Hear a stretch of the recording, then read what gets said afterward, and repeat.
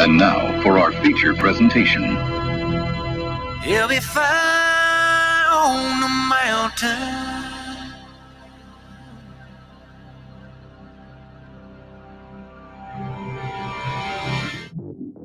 JB and Darren on the JB and Goldwater Show. Line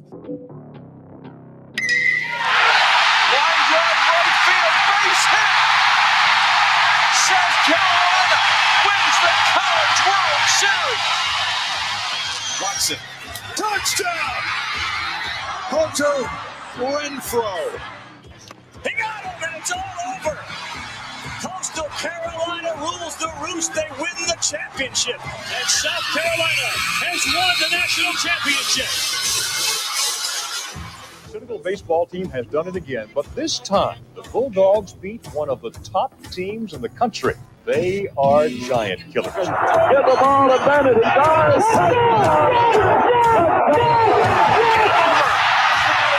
Gamecocks are in the Final Four.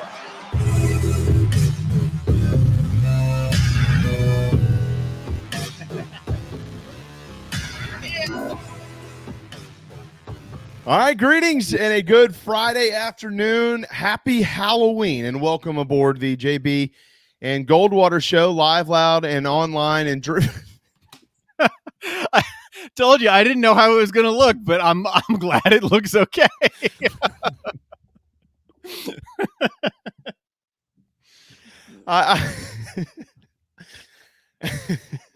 I mean, this wasn't going to happen until a text from you this morning. It was like, you're going to throw some Halloween stuff on the screen? I was like, oh, okay. Well, just my day, sure. No,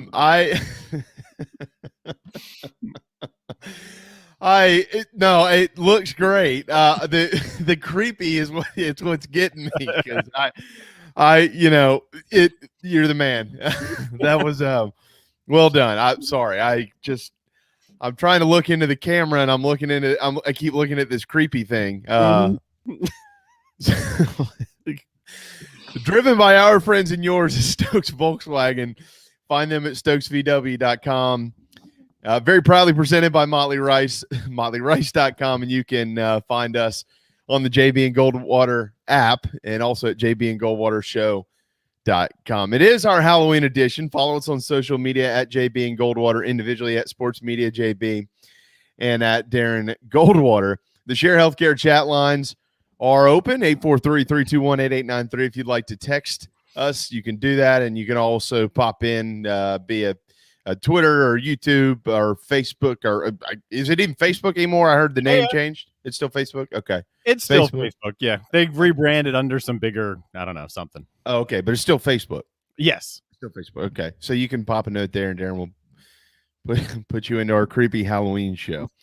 We do have the Braves tonight. The Braves, Game 3, hosting the Astros in Atlanta. We're going to get a lot into that with a couple of guests. One coming up in 7 minutes. It is South Carolina head baseball coach Mark Kingston, kind enough to join us. Darren and I have kind of lumped in our World Series coverage with the conclusion of fall practice for our in-state programs. We'll speak to a couple more coaches next week.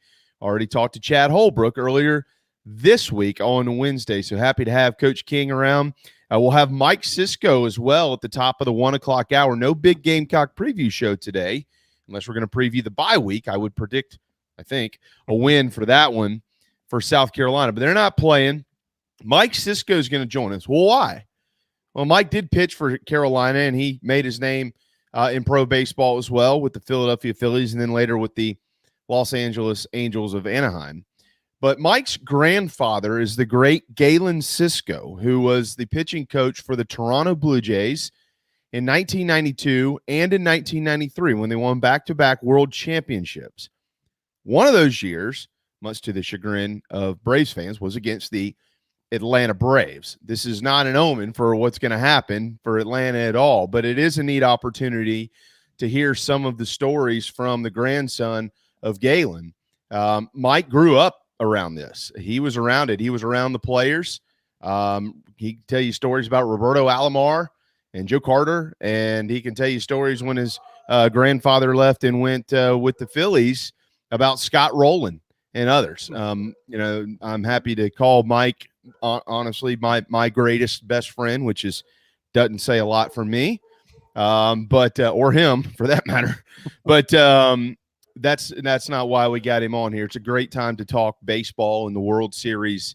And Mike will be able to share a lot of stuff about his granddad. I think you're going to really enjoy that conversation coming up at the top of the 1 o'clock hour. And then, of course, at 12:30, we do have Raphael Esparza. We'll bet. We'll get into the betting stuff. We've got the weekend selections coming up and all that. David chimed in. I work for Mike's dad, Jeff, at the Honey Baked Ham store. I remember when Mike was a little kid. David, that's neat. I probably actually met you then because I worked there.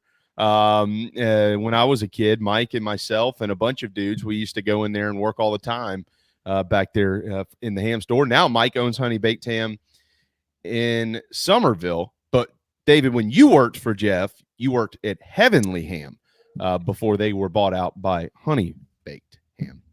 All that being said, 12:06 on this Friday afternoon, Darren, it's time for our 2-minute drill. As I mentioned, no Gamecocks this weekend, but there is state football. Clemson and Florida State will renew their rivalry tomorrow. Remember, they didn't play last year. Tigers flew to Tallahassee. Game got canned. We'll see what happens between Sweeney and Norvell, if anything. Most notably, though, they'll be honoring Bobby Bowden. Tommy Bowden is being flown to the games. First time he's been to Clemson since 2008 when he got fired, and a guy named Dabo Sweeney took over. So the Bowden's presence will be there. And so will the teams. We'll see who can survive this one. Both have struggled, certainly this season. Florida State, though, has won 3 in a row. Clemson coming off of last week's loss against Pittsburgh, a 27-17 final up at Heinz Field. Campbell's at CSU. Mercer, watch out, dogs. Mercer's in town to take on the Citadel. If you're a Gamecock fan not going to a game this weekend, how about check out Charleston Southern at 1 at home tomorrow or 2 o'clock downtown at the Citadel with Mercer coming to town. Be a great time to go watch him play. Furman's at Chattanooga. Western Carolina is at Wofford. 8:09 first pitch tonight. Ian Anderson will be on the bump for the Braves. He'll oppose Luis Garcia. It is an 8:09 first pitch with a 46% chance of rain and a 50-degree temperature. And that temp should maintain itself throughout the evening. The rain chances will continue to subside, but it could be drizzly as this sucker starts. And I have a feeling they will play, even though that has been a little bit debated over the last couple of days. High school football slates tonight. Darren will be calling the Porter Goud First Baptist game at 7:30 on My TV Charleston. If you want to check into that one, you should certainly do so. Last night, a wild ending in the NFL at the end of it between the Packers and the Cardinals. An unbelievable interception thrown. Somerville's A.J. Green didn't even know it was thrown to him. 24-21. The Packers win the game on Thursday Night Football, and that is your 2-minute drill. Saving some of the college football stuff. But Coastal did last night end up holding on against Troy. East Carolina beat South Florida. A lot of Carolina connections, the Palmetto State I'm talking about, in those games, Darren, because down at South Florida, Bobby Bentley is calling plays, formerly of South Carolina, for Jeff Scott, formerly of Clemson, who's the head coach. East Carolina, of course, as we've already seen this year, is coached by Mike Houston, formerly of the Citadel. And then you had Coastal on TV, Jamie Chadwell, still in the state, but obviously he used to be at North Greenville. He used to be at Charleston Southern. So as you look at our screen, if you're watching our program, a spider web of Palmetto State football coaches littered across the 4-letter networks last night. It was pretty neat to see, and that is what is going on in football. But there's a nice slate tomorrow. We're going to get to that here in just a little while, including our buy or sell segment that is brought to you by Jeff McCarriger with Carolina One Real Estate here in the Low Country. Yeah, that, Darren, I know we got Mark coming up here in just a second. We'll get into plenty of baseball. So I actually last night I was kind of going back and forth checking on my phone what was going on in football. But my wife was out of town for a few days because her grandfather had passed away, and so she had to go up to Delaware. And it's just been nothing but football for me. So last night, Carrie and I decided to take a night to watch a movie, and we watched Halloween Kills. How was it? Yeah, it was good. It was good. I mean, it's Halloween, you kind of know what to expect in the movies. I wasn't a huge fan of the ending, but it was a Halloween movie on Halloween. So it was good. It was good. All right. Even though that was scary, this guy's not scary at all. Hopefully his offense and his team will be this year, though. It's Mark Kingston, head baseball coach of the South Carolina Gamecocks. He's been kind enough to interrupt his lunch on a Friday afternoon to join us here on JB and Goldwater. What's up, Coach? Hey, guys. How we doing? So look here, man. You walk by me every week and we talk, and then you keep going to the ballpark. Why don't you just stop and eat with us next time? Well, with social media now, I can't be seen having a beer with you at a tailgate. That's, I've got to be very careful with that stuff. As much as I'd love to do that. Well, hey, look, at our tailgate, Coach, we have a strict no social media policy. Will that help? That's probably a very good idea. I would guess on Saturday. That's a great policy for tailgates. You're there to hang out and have a good time anyway. Put your phone down. Put the TV on. That's a policy for everything, I think. Yeah, I agree. Dude, you are spot on, man. We could have a whole program on that, Coach. But it is like I told you last week. It's so good to see you. I love running into you, and next week we can at least invite you over for some barbecue or something like that. No beer, just barbecue, and then you can go to the game. Okay. Awesome. Sounds awesome.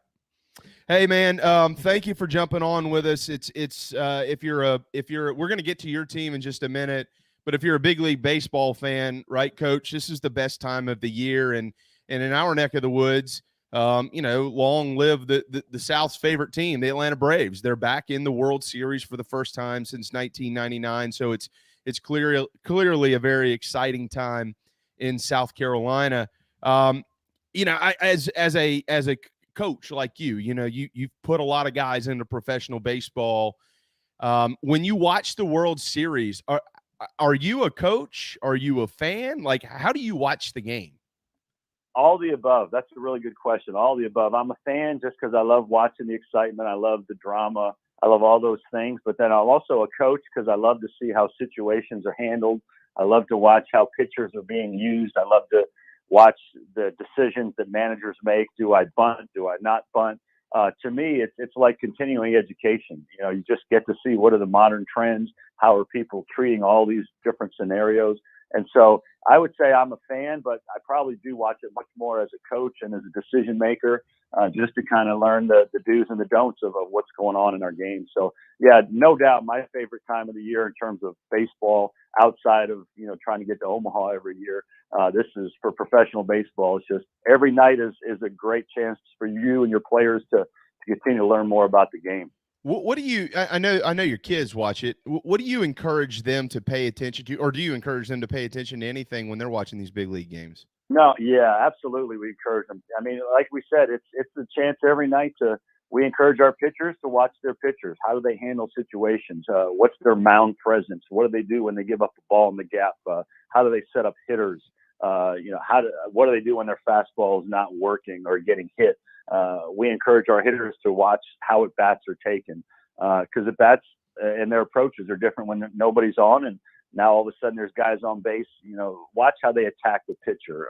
So it's right there. It's a 3-hour class. If you're a guy that wants to make a career in baseball, you're watching it every night for free. You get a 3-hour class every night, and here's how the best in the world are doing it. And so if you're not watching it, if you're not trying to learn from it, then you're not doing everything you can be doing.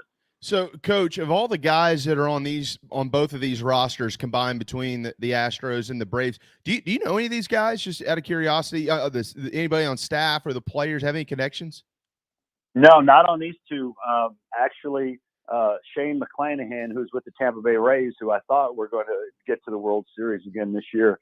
Shane McClanahan is one of my former pitchers from the University of South Florida. He actually pitched Game 1 in the playoffs and had a really good year. But these two teams that are currently here, no, I don't know anybody on these two clubs.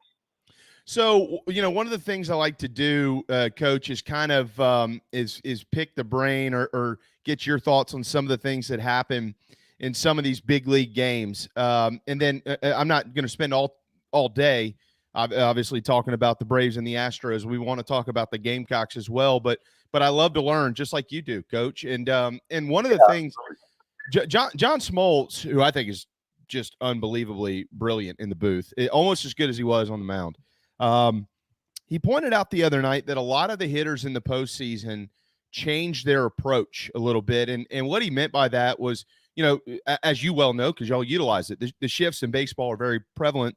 And there's a lot of guys that are moving all over the yard based on analytics and things of that nature with who's up and who's on the mound and how they're going to pitch them and all those types of things. But we've actually seen a lot in this series already. And then previously in the championship series and the divisional rounds where guys like Freddie Freeman and Ozzie Albies for Atlanta, a couple guys at Houston and so on and so forth.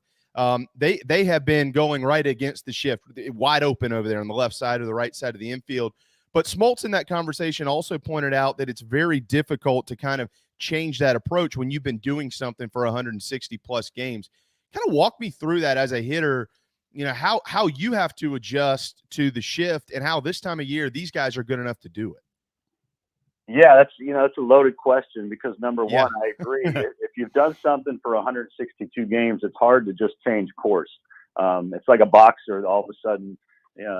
Like Rocky. Rocky was all of a sudden going to box right-handed and try to totally surprise his opponent. For me, there's certain reasons why guys are pull hitters. There's reasons why guys can spray the ball all around the park. So it is hard to change that all of a sudden now that it's playoffs. But there are guys that can do it and guys that are talented enough and guys that have the types of swings to now maybe during the season they are more pull hitters, but if they get in an RBI situation in a big World Series game, they have the ability to hit the ball the other way on the ground and take a cheap RBI. So you have to have the ability to do it. The second part of that, I would say, is over the course of 162 games, you need to remember that we don't want to talk about it really because we're all fans, but this is a business and these players are earning their living by putting up big numbers. Yep. And they are being told by the analytics people in the front offices, you're not going to get paid a lot by hitting a ground ball the other way. You're going to get paid a lot by hitting balls in the gaps and out of the ballpark. And so over 162 games, they try to accumulate as much of that as possible. And so I think when you get to the playoffs and you get to the World Series, now contract negotiations are not using postseason statistics. So you get back to the team being the most important thing, and they're just trying to win ball games. And so I think that's another reason why you see hitters willing to make those adjustments in the postseason rather than during their contract regular season stats. And I think that's a big piece of the puzzle. That is such an awesome comment and point you made, Coach, because earlier this year, Whit Merrifield, who you know very well, Whit Merrifield pointed out, he said it publicly. He said, hey, guys, if you want to cut down on strikeouts and you want to increase balls in play and things like that, then pay the guys who put balls in play and hit 300 instead of the guys who hit 220 with 30 or 40 home runs. And Couldn't agree more. Right. Yeah, that's where it is. It's the game. All right, final one here, and then we're going to get to your Gamecocks. Speaking of hitting, this one was not against the shift. This was just one of the better pieces of hitting that I've seen in a long time. And it was back in the NLCS, the Cody Bellinger home run that he hit out in L.A. Off of Luke Jackson. And the average fan, Coach, was criticizing Jackson. This is what I saw. I saw him throw a high fastball that he got Bellinger to swing through at about 97. And then from there, he's got two strikes. You got two options. You're going to spike a breaking ball or you're going to go back upstairs. But if you do, you're probably going to have to get it a little higher than that one. And he didn't. And Bellinger hit it out of the yard. What did you see there in that at bat and that piece of hitting with Cody able to get on plane? Yeah, that was an amazing at bat for a lot of reasons. Number one, Cody had taken some swings in that at bat that were incredibly long, incredibly out of control, incredibly far from making contact on pitches. And so you could, at that point, there was no indication that he was going to end up with a successful at bat. It was not trending in that direction. And so when you look back at the pitch that he hit for the home run, the next day I saw a graphic that in that pitch location, Cody Bellinger hit, I believe it was 086 on that fastball at that velocity, at that height. And so the pitcher actually made a tremendous pitch. He executed his pitch. He put it in a space where it gave him great chance for success with two strikes. And some way, somehow, Cody Bellinger got his barrel to that ball in that setting. And, you know, it's amazing because there was no supporting evidence that he would do that. Nothing in terms of the swings he was taking earlier in the bat gave any indication he would do that. Yet somehow in that moment, he found the way through just sheer will to get the barrel on that ball, and it turned into a home run. So it was really an amazing moment for a lot of reasons. You know, to the fan, it was just a big home run. But when you look deep into everything that went into it, it was incredible. It really was. And it's one of those things that we're talking about weeks later because it was an amazing moment. Yeah, I saw that graphic. There are a couple of really strong Twitter follows for those in the analytic crowd, or you want to just learn a little more about baseball. I think this was from Codify, but I'm not positive on that. And that heat map was ice cold where that ball was. It's amazing. And Bellinger just turned on it. Yeah. And that's the wonderful but also frustrating part about our game is the pitcher did everything he was supposed to do, and sometimes it just doesn't work out. And sometimes a hitter can do everything right. And earlier in that series, I think it was the left-handed hitter. They had the young guy, Lux, I think is his name, hit a ball that 99% of the time would have been a home run. But on that night with that wind and those conditions, it was an out. And so he did everything right, and he didn't have success. So that's the crazy thing. It's what makes our game great, but it also can make our game pretty frustrating at times too when you're playing it. Yeah, after that ball left the yard from Cody, Coach, Darren and I were talking about the next day, and I said, there's one simple way to explain this. He's a big league hitter. This happens in the big leagues. Well, this was an MVP at one point too, though. Right. That was an MVP. Right. I mean, you know, but the Braves are in the World Series and the Dodgers aren't. So fans can be happy now. Mark Kingston, 1222 on a Friday afternoon. Coach, I appreciate you kind of dabbling in the pro guys with us here. But your guys, so you got a bunch of new ones. You got a couple new guys on staff as well. Let's start there. Tell me about the new pitching coach and Coach Calais. Is it Calais? It's Kaye, as in Yippee Kaye. I can't finish that, but we've all seen Die Hard, and we remember that line. It's Chad Kaye, as in Yippee Kaye. So that's an easy way to remember that. But yeah, really excited about those two guys.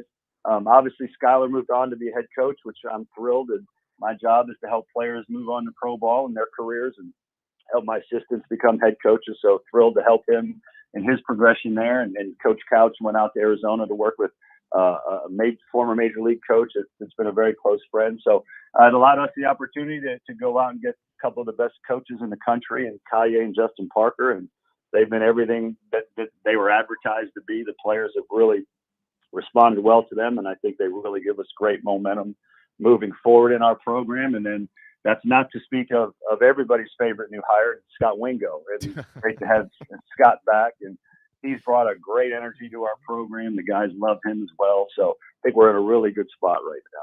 Yeah, you know, I've known Scotty a long time, Coach, and sorry, not to mention Coach Lake, you know, who had a really nice impact on our program too, and then has moved into the private sector. But you know, obviously, a lot of great times with all those guys, and you know, so those times were great. But I think our future is great as well.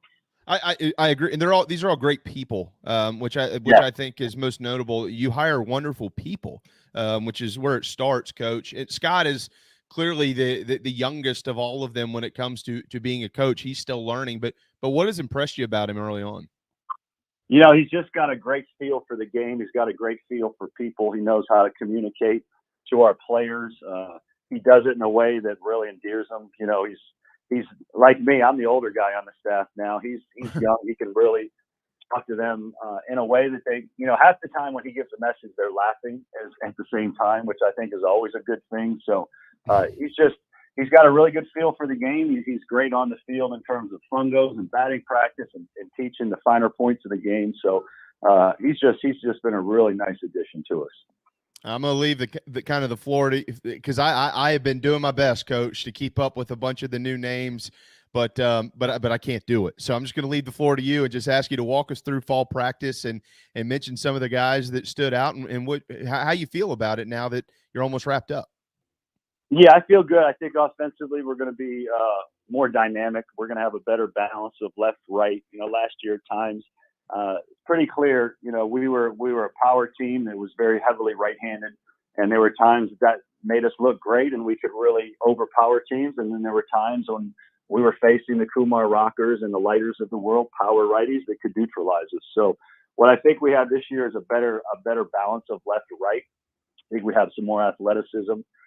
So we'll be able to hopefully score runs more than just the home run.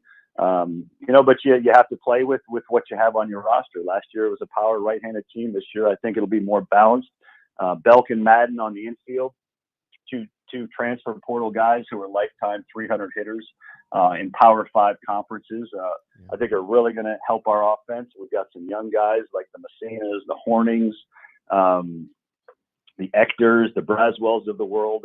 Young freshman hitters are going to make a really nice impact for us. And then, we know we got Eister and Seitler back, and we have Burgess back and Wimmer back. So I think we'll be in good shape offensively and defensively. And, pitching wise, we lost quite a bit. So that's going to be the challenge to get the pitching back to the level we had it last year, because we were one of the better staffs in the country last year. So that'll be the challenge as we move forward. But, I think with some of the guys coming back, with some of the new guys, I think we'll be able to put it together. Well, you didn't even throw Sanders or Bosnick this fall, right? Correct. Yeah, there were probably four key guys for us in those two guys, and then Hall and Brett Thomas, who I think hopefully will be healthy for the first time this season. Those will be four of our better arms this year, and I think they threw a grand total of maybe 1 inning between the four of them. So, our fans really haven't seen the best of the best that we have pitching wise yet. So, again, Sanders and Bosnick, they'll be the two horses there at the front. They'll kind of be the first guys through the door, as we say. So if those guys can do what we know they can do, then, the pitching after that, we'll be able to figure that part out. I know we're getting short on time here, and it's great to see Burgess back. By the way, I met his mom last year up there for the regional. What a great family. She's a wonderful lady, and very, as they all are, very proud of her son. Boychuk, his career's come to an end because of the foot issues. That's a shame. I know that you were really high on this young man. What was this? I never really got a true story on that. Do you have that story? What was the deal? Yeah, long story short, he's been dealing with foot issues since he was in the 8th grade, and he's had multiple surgeries to try to fix them, and it's just nothing ever really worked. And it's bone issues in his feet.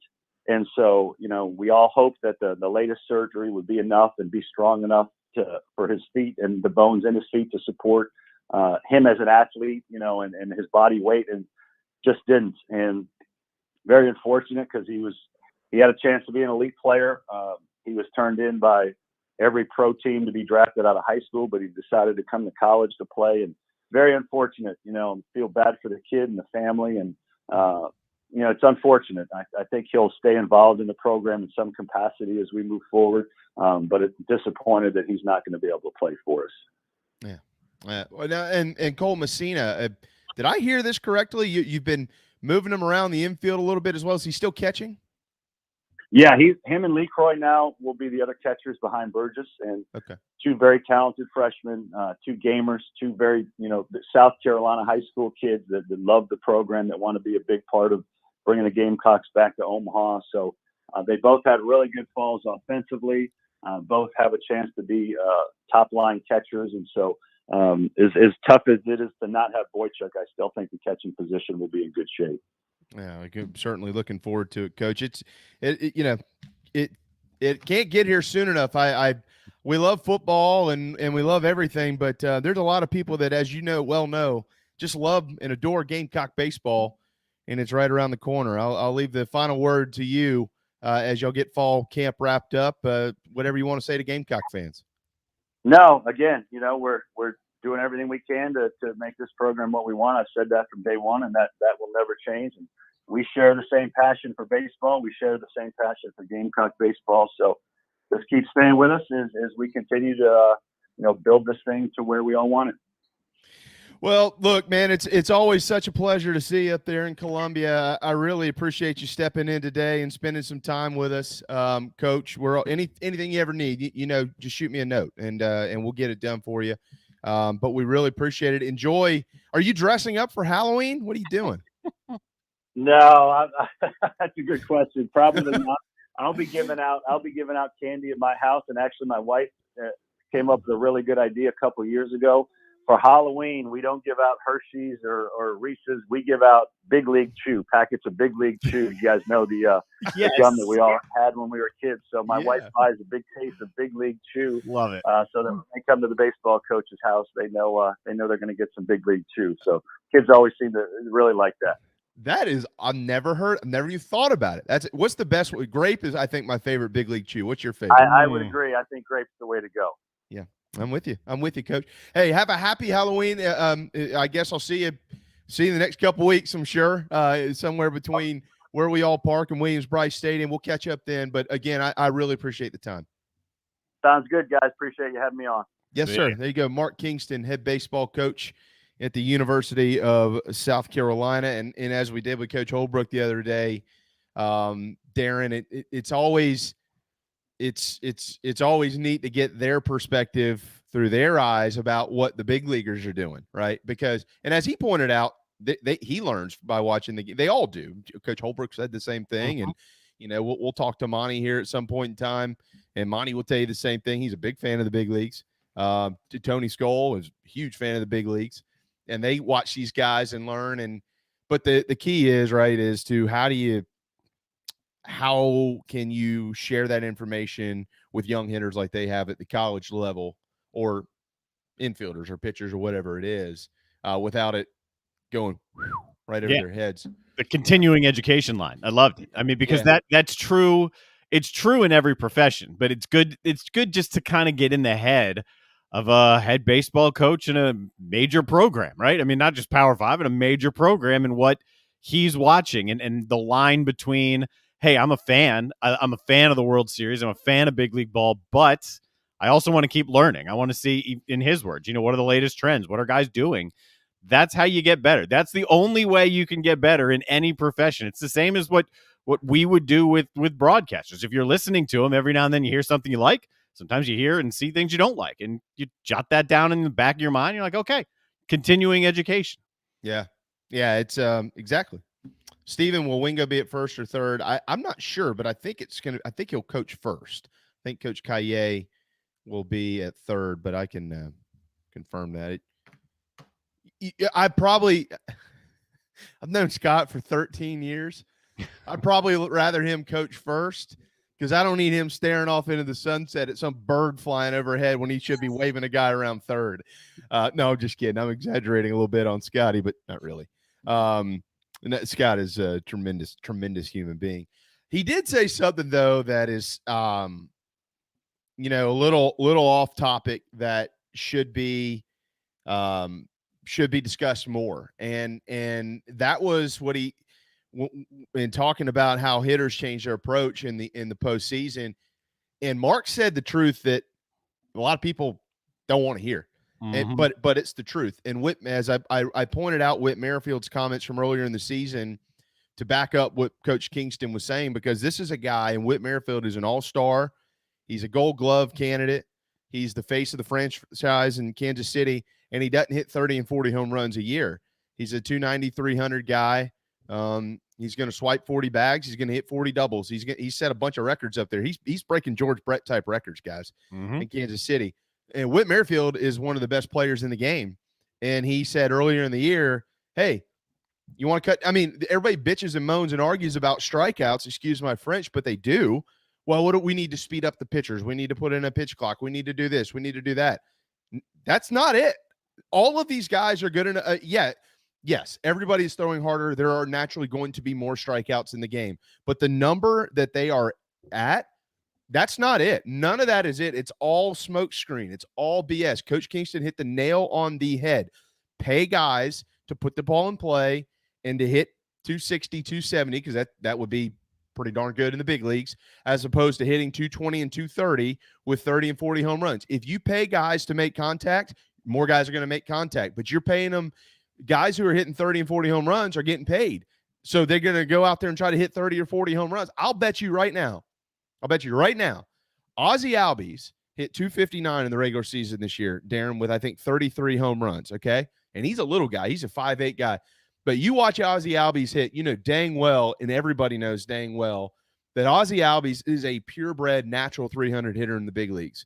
But that would probably come at the cost of about 10, 12 home runs, if not maybe a few more than that. So would Ozzie Albies be happy hitting 290 with 18, 20 home runs a year, 60, 70 ribbies, and getting paid blank versus hitting 260, hitting 30-plus home runs and getting paid blank? Because that's just what the market is.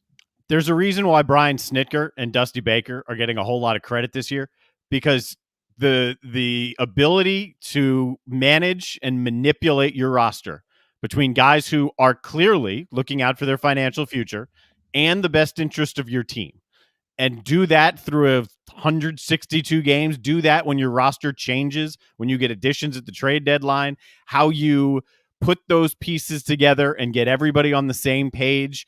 Little things as well that can bring a clubhouse together. I posted this story, I think, to the JB and Goldwater Twitter feed yesterday in the New York Times. There's an ice cream machine in the Braves clubhouse because the Braves wanted it, and it got there on the heels of like one of their worst stretches, and immediately they turned around, started winning, and haven't looked back since. Little things like that can take, I'm in this for me, to I'm still in this for me, but let's do this as a group. There's a reason why good managers stick around, they last, and they're given credit for it. Long live soft serve. I had ice cream last night with M&M's sprinkled on top. My go-to ice cream homemade mix. 12:36 on a creepy Friday afternoon and windy. It is really windy around here for sure. Hope your Halloween decorations aren't blowing all around. We need to hit a timeout. When we return, a place that can be quite scary to the wallet, Vegas. We'll get into the betting lines this weekend in the World Series, college football, the NFL, and more with Raphael Esparza from mybookie.ag. So hang tight. We'll be right back. This is Mike Cisco for Stokes Volkswagen on Ashley Phosphate Road. You know what happens when you sell record numbers of new vehicles? That's right, we take in record numbers of local trades. Despite what the news is saying, quality pre-owned vehicles really aren't that hard to find. You just need to know where to look. Stokes Volkswagen on Ashley Phosphate and on the web at stokesvw.com. We've got over 1,200 pre-owned cars, trucks, SUVs, and all at a fraction of the price when new. Every vehicle has been inspected and reconditioned, many with the balance of factory warranty. Best of all, at Stokes Volkswagen, you don't need perfect credit to get approved for a quality pre-owned vehicle, and we'll take any trade in any condition, even if you owe thousands more than it's worth. Don't forget, we'll buy your car even if you don't buy a car from us. You're going to love our pre-owned selection, I guarantee it. So come see us today at Stokes Volkswagen on Ashley Phosphate or stokesvw.com. Peace and love at Stokes VW. Negative trade equity financed a new loan subject to lender approval.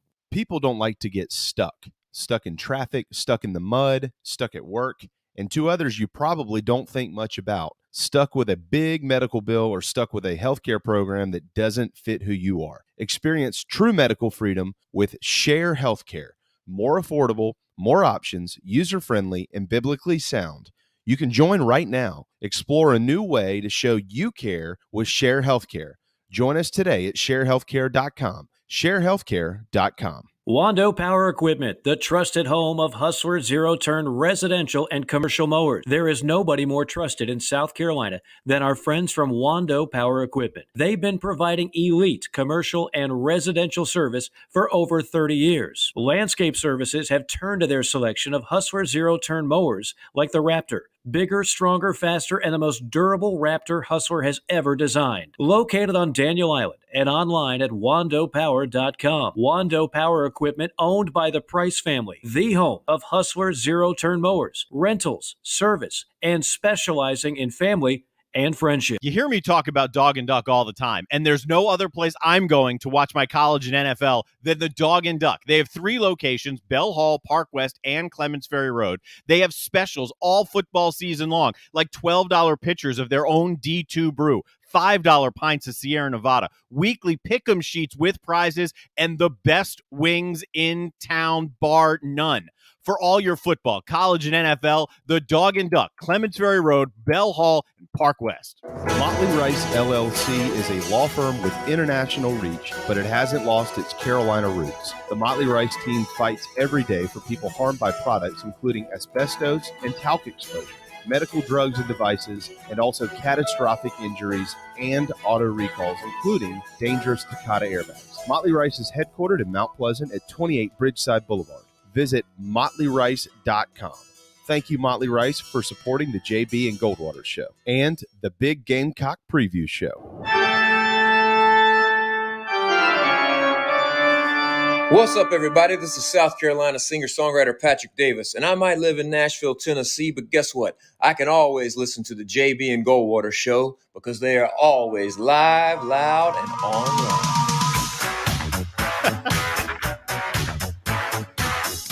This is one of the greatest movie songs ever. It is. I'll give you it. It really is. Everybody loves Ghostbusters, man. 12:40 on a Friday afternoon. Happy Halloween, everybody. We hope you have a truly wonderful weekend with your family and your children and your friends as you get out and about trick-or-treating and things of that nature.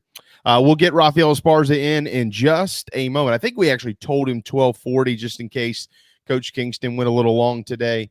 So he's probably right on cue. And unlike normal, Darren and I are ahead of time, which for whatever reason never happens around here.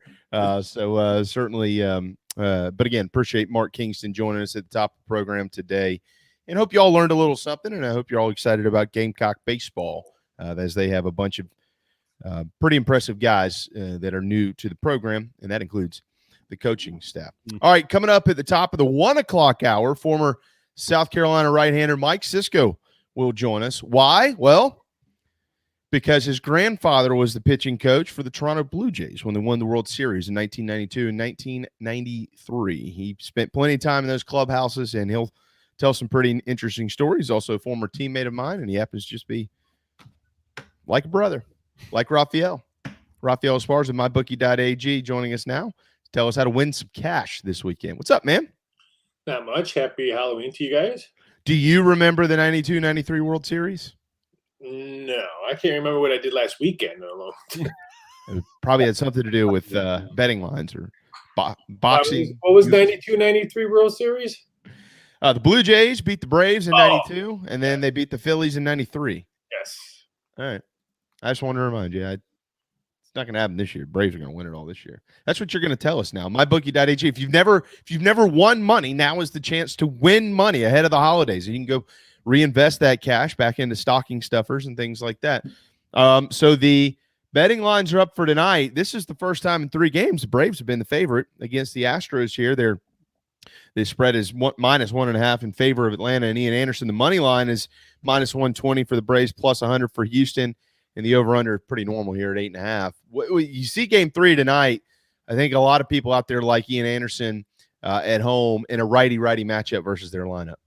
If it plays tonight is probably the biggest question. They're expecting some rain. If there is rain, that means 5 games in 5 days. So that kind of hurts. I think both teams, since both team starters and both teams bullpen are probably going to be gassed up.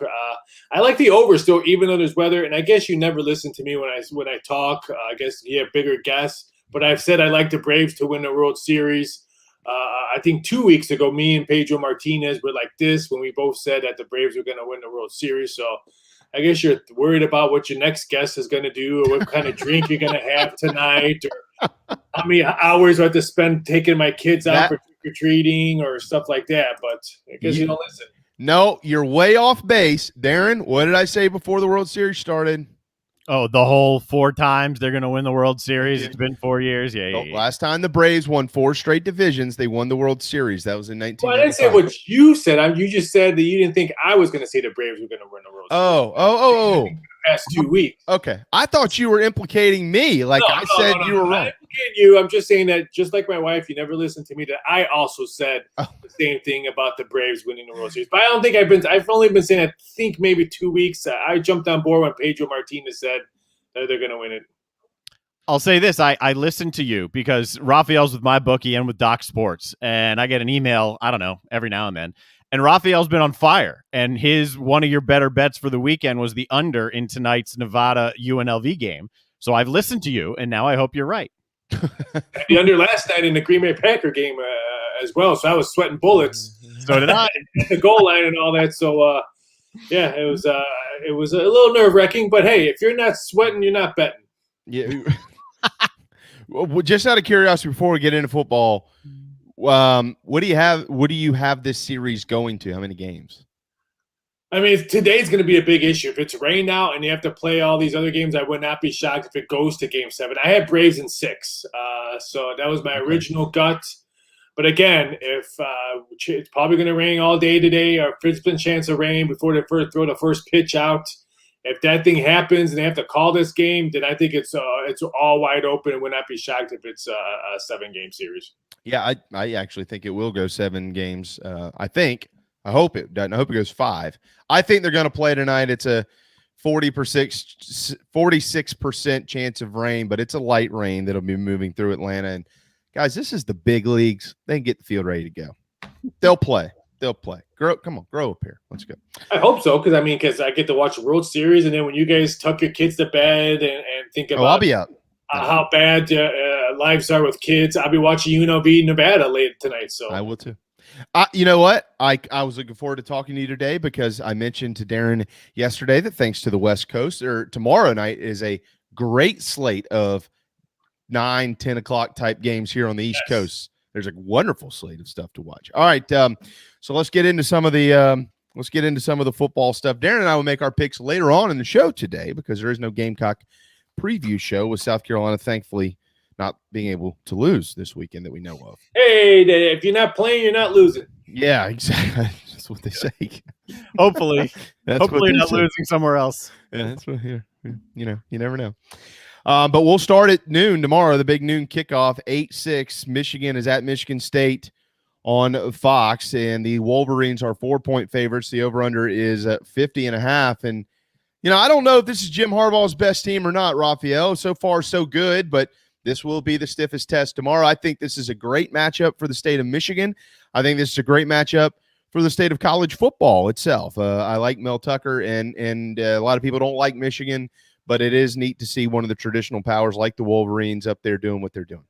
A red hot Mel Tucker, who's going to be his phone's going to be ringing probably all off season. Mel Tucker. You know what? First of all, do I want to boycott Big Ten football? Because why are all these great games? It's so early again in the day. I mean, does Virginia BYU really need a limelight game at 9 o'clock on ESPN? I just don't understand the Big Ten's thinking when it comes to these great marquee games. But I'm going to go against the betting public. I'm going to go against some of the wise guys. They're all jumping on Michigan State on this one. I'm going non-pleated, khaki man. Give me Jim Harbaugh and the Wolverines. This will be one of their better teams. I'm not saying this is the best team I've seen Michigan had, but I like the way the team is playing in general. They're consistent. Let me go back to something you said a minute ago, because I think if we really pay attention, and I'm going to lump the SEC into this, but I'm lumping it in because of ESPN and the SEC network, not because of the league itself, Raphael. With this big noon kickoff, Fox must, Darren, you would probably know way better than I would. I don't really keep up with the ratings, and Darren and Raphael, you as well. But Fox must be at least moving somewhat of a needle there at noon, because we've seen a shift over the last couple of years. You traditionally, as you would know, if there was a big game coming up specifically in the Southeastern Conference, what do we all look for? 3:30 night kicks. Now you're getting a lot of noon, 3:30 night kicks, and then there's always a night kick that you're like, why the hell are they kicking that game off at night? But it looks like ESPN and ABC, Disney, has shifted their model to try to grab more attention at noon, because Fox, I'm only assuming, because Fox has probably done a nice job with it. Bingo. So the big noon kickoff really came about. How do we challenge game day? How do we pull some of that? So they did it. And then, okay, now we got to put a game there. And then ESPN responded by putting some bigger games in the noon slate too. As a guy who's just been around the Big Ten now for 20 years and following it, there's always been noon kick. I mean, I feel like it's all the time. Like, I generally prefer it. I prefer early games to late games. As a fan, as an everything, that's what I prefer. Ratings wise, the bigger ratings will come in the afternoon and at night, like 3:37. And that's what I'm saying. I just think the bigger viewership, the bigger, if you're looking for recruiting, if you're looking for more absolutely eyes on the prize, right. I think the afternoon game, and I totally agree with it, the big noon kickoff, but I don't like the big noon kickoff when their kickoff is the game that's playing 5 minutes after they put their predictions. At least on game day, their predictions are either for the afternoon game or for the evening game. Let me gel the excitement. And a lot of things, I think this big new.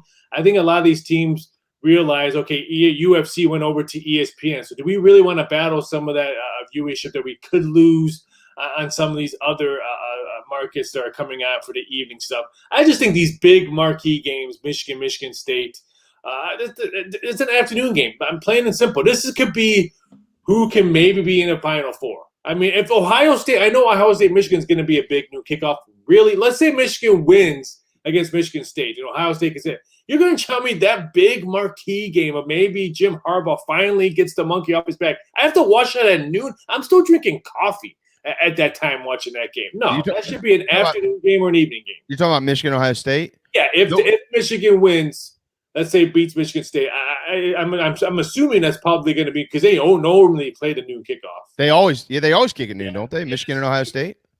Isn't that tradition for them? Screw tradition. I'm not sure, but I'll go back to what I said about just the Big Ten in general. I'm used to it. I mean, there's just in college, noon all the time in Penn State, all the time. I mean, that's. I'm an SEC lover. SEC rules. Screw Big Ten. Well, and it doesn't mean that you have to like it. I mean, and you know what? To your point, Raphael, the screw tradition part, like there's a lot of traditions that have been interrupted in college football over the years that we don't all love. But I'm with you. I mean, I don't disagree with that at all. It's all money, so that's what it comes down to, and that's where we are. All right, then speaking of money, we got to make some people some money. So what the hell's going on here? Just a couple weeks ago, Iowa's second in the country, and now Iowa's a 3-point underdog in Wisconsin this weekend. They're ranked 9th, but they're on the road in Camp Randall. The over/under, how about this? 36.5 points. Holy smokes! What do you see in this one? 36.5. Yeah, this game is going to be ugly. I feel bad for Darren for a horrible Penn State loss last week because now that loss to Iowa really, really looks bad. Wisconsin wins. I like the way Wisconsin's been playing as of late. They put up 30 points last week against Purdue. So I like the way Wisconsin's kind of turning things around. I'm just not sold on Iowa right now. Their offense is struggling. Give me the Badgers. Give you the Badgers. You can have them. Go Badgers. Now I like Iowa. I still like the Wave. I'm still a Wave guy. All right. In the ACC, how about Virginia Tech, Georgia Tech in Atlanta this week?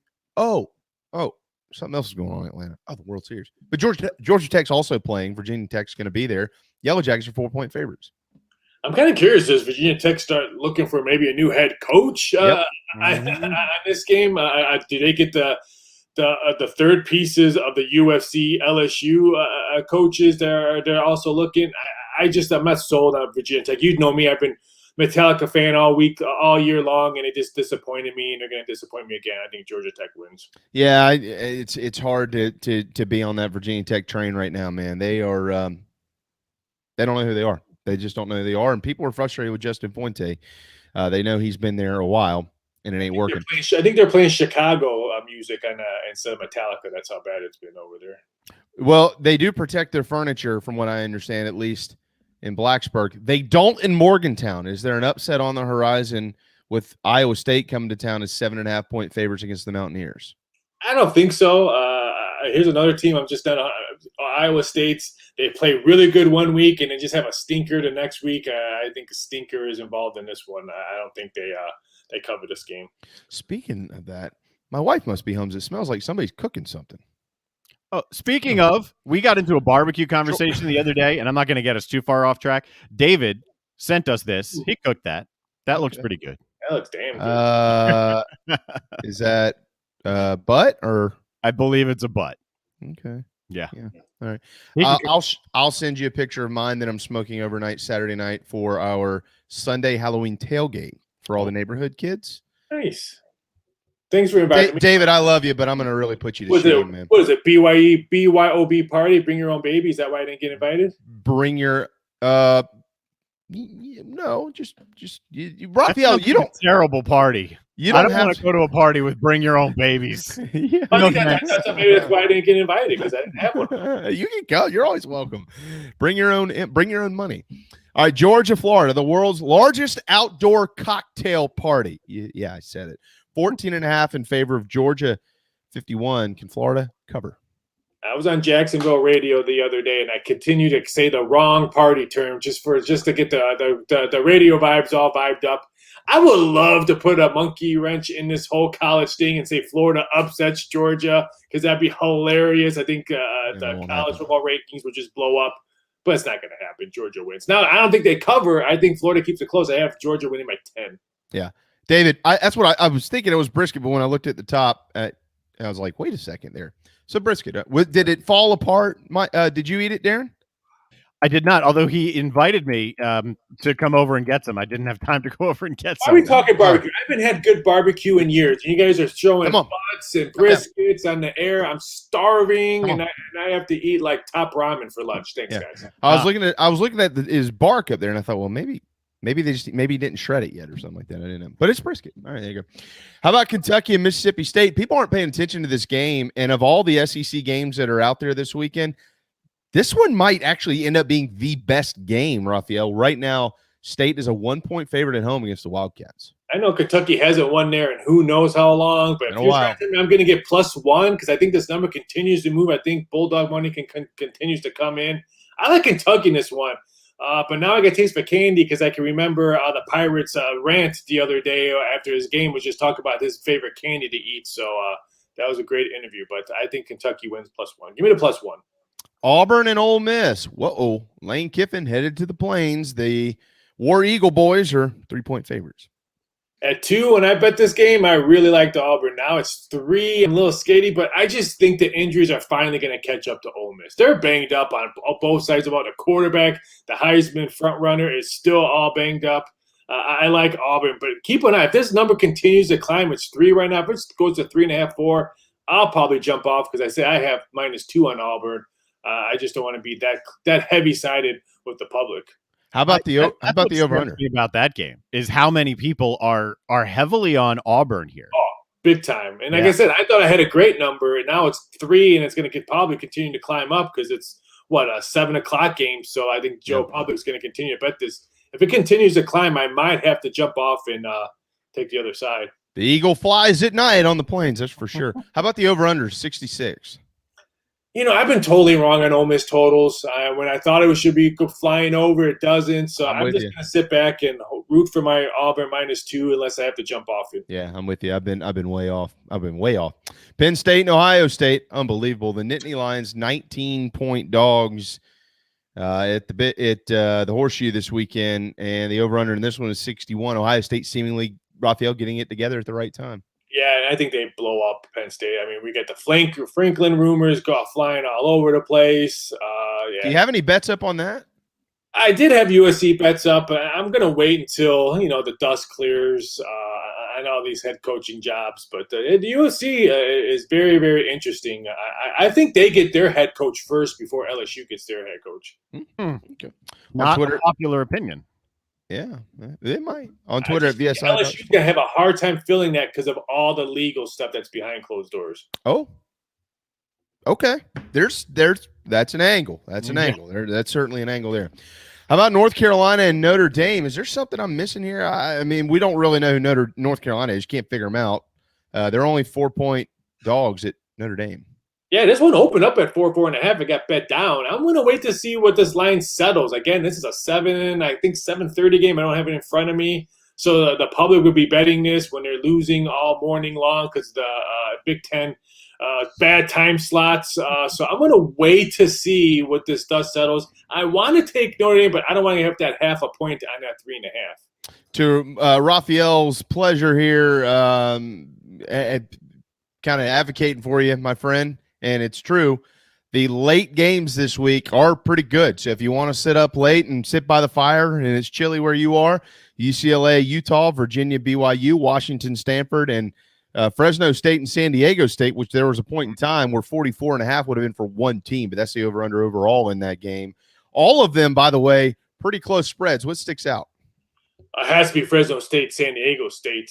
San Diego State, perfect. And all the money continues to come in the Bulldogs. I don't understand. Again, San Diego State got disrespected by the bettors last week with Air Force. Now they're getting disrespected at home against Fresno State. If San Diego State can play like they did against Air Force last week, I think they win this game. I don't understand why so much disrespect for the Aztecs. And finally, mybookie.ag, where you can follow along and make some cash. Raphael tells you how to do it. Clemson will host Florida State this weekend. The prestige has worn off of this game based on Clemson this year and Florida State every year recently. But the Noles have won 3 in a row. They will honor Bobby Bowden tomorrow up in Death Valley. Tommy Bowden will be there for the first time since 2008. The Tigers, coming off of that loss, they're desperately trying to really get rolling here as the season starts to peak towards the end. Can the Noles pull an upset? They're 9-point dogs in the upstate. I can't bet Clemson if they were playing flag football against some first graders because they're 0-7 against the spread this year. They win games, they don't cover. You have to take Florida State. It's just in that general. And if you faded Clemson so far the whole season, like I pretty much have, I think since week 2, I've cashed a lot of tickets fading them. Why would I bet against them? I'm going to continue to fade it. Even if I do lose, I still have money in my pocket from every other time I faded on them. So I'm taking Florida State plus the points. I think Clemson wins, but I don't think they cover again. Okay. How about this? If you want good news for Gamecock football, it's few and far between. There are 2 teams left of the 4 on the Gamecock schedule that are currently 0-7 against the spread, Clemson and Missouri. Nice. Thanks, South Carolina beats them. Hey, that's a you good heard it here first. South Carolina wins straight up money line against Clemson. You heard it here first. Wow. Write that down. What's today? October 29th. I'm not tweeting that. There you go. October 29th, and Raphael on the record. I'm just speaking out of my mind because I got barbecue in my head right now. Man, barbecue. I'll send you a picture. Thank you. Keep sending me barbecue pictures. I'll send you my top. I might put some vegetables now on my top ramen. I'll send you that picture. Okay. On that note, my friend, we will let you run, but we certainly, as always, appreciate your time. Happy Halloween. What's your favorite Halloween candy? Oh, bar none. It's Reese's Pieces. Yeah, that's put them in the freezer. Totally acceptable. Put them in the freezer. Eat them when you're watching late night football games when the wife's asleep. Oh, it's a great. So better than the cups. Better than the cups. Anything chocolate peanut butter, I'm a big fan of. Okay. These cups, the big the trees that look like poo. They don't look Christmas trees. Yeah, I'm a big fan of it. Now, when I eat those for Christmas, I will be thinking about eating. They don't look like a tree. It looks like a big log. Yeah. Well, log. I said a log. Not that I have a log. But thanks, man. Take it easy, guys. Have a great weekend. Raphael Esparza, mybookie.ag. Time for a timeout. Hour 1 is in the books. Motley Rice, of course, presents our program every day around here. Not presenting the Big Gamecock preview show today with no game this weekend, but MotleyRice.com is where you need to go because they've never lost their Carolina roots. If you've been affected by Takata airbags or you know somebody who has, MotleyRice.com, and we certainly appreciate them and what they do for us here on the JB and Goldwater show. When we return, final hour of the work week of Halloween week, Mike Cisco joins us. His grandfather was the pitching coach for the Blue Jays. In the 90s, they won 2 titles. We'll tell some stories when we get back right here on the JB and Goldwater show, driven by Stokes Volkswagen. Right here in our backyard is Motley Rice LLC, a law firm that hasn't lost its Carolina roots. The Motley Rice team fights every day for South Carolinians who were injured while traveling by plane or bus, harmed by medical drugs and devices, or burdened by dangerous auto recalls, including Takata airbags. Motley Rice is headquartered in Mount Pleasant at 28 Bridgeside Boulevard. We are honored to have Motley Rice as a sponsor for the JB and Goldwater show and the Big Gamecock preview show. At Patriots Point Naval and Maritime Museum, families walk in the footsteps of our nation's heroes, the brave ones who risked their lives to defend our way of life. Home to the aircraft carrier USS Yorktown, USS Laffey, and the USS Clamagore, there's more than 1 million square feet of exhibit space to roam. White Glove certified, we have several new health safety measures in place to enhance the visitor experience. Come for the day and leave feeling inspired. One of the most impressive museums in the country, located right here in Mount Pleasant. Visit patriotspoint.org for more. We'll see you soon. people don't like to get stuck in traffic, stuck in the mud, stuck at work, and two others you probably don't think much about, stuck with a big medical bill or stuck with a healthcare program that doesn't fit who you are. Experience true medical freedom with Share Healthcare. More affordable, more options, user-friendly, and biblically sound. You can join right now. Explore a new way to show you care with Share Healthcare. Join us today at sharehealthcare.com. sharehealthcare.com. This is Scott Glaze, head golf professional at the Links at Stono Ferry, located on the outskirts of Charleston, South Carolina. I'm inviting you to tee it up on one of the most scenic and challenging courses in the Lowcountry. Our back nine is highlighted with 3 holes that border the Intercoastal Waterway. Visit stonoferrygolf.com to book tee times and discover all that Stono Ferry has to offer. The Links at Stono Ferry is a former South Carolina Golf Course of the Year and is also home to the College of Charleston men's and women's golf teams. Come see us. We would love to have you. stonoferrygolf.com. Hi, I'm Chris Half, Public Information Officer at the Patriots Point Naval and Maritime Museum. We're home of the mighty USS Yorktown, USS Laffey, Flamagore, and Vietnam experience. And we're a proud partner of the JB and Goldwater Show. We invite you and your family to come see us and enjoy a day on Charleston Harbor. Visit patriotspoint.org for more information. And now, it is my honor to present the national anthem.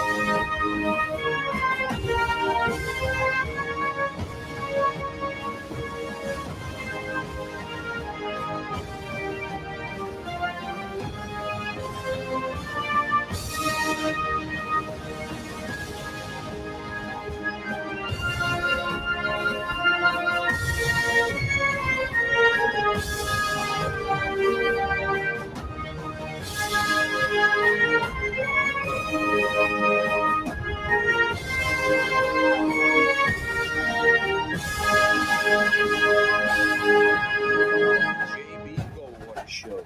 Live, loud, and online.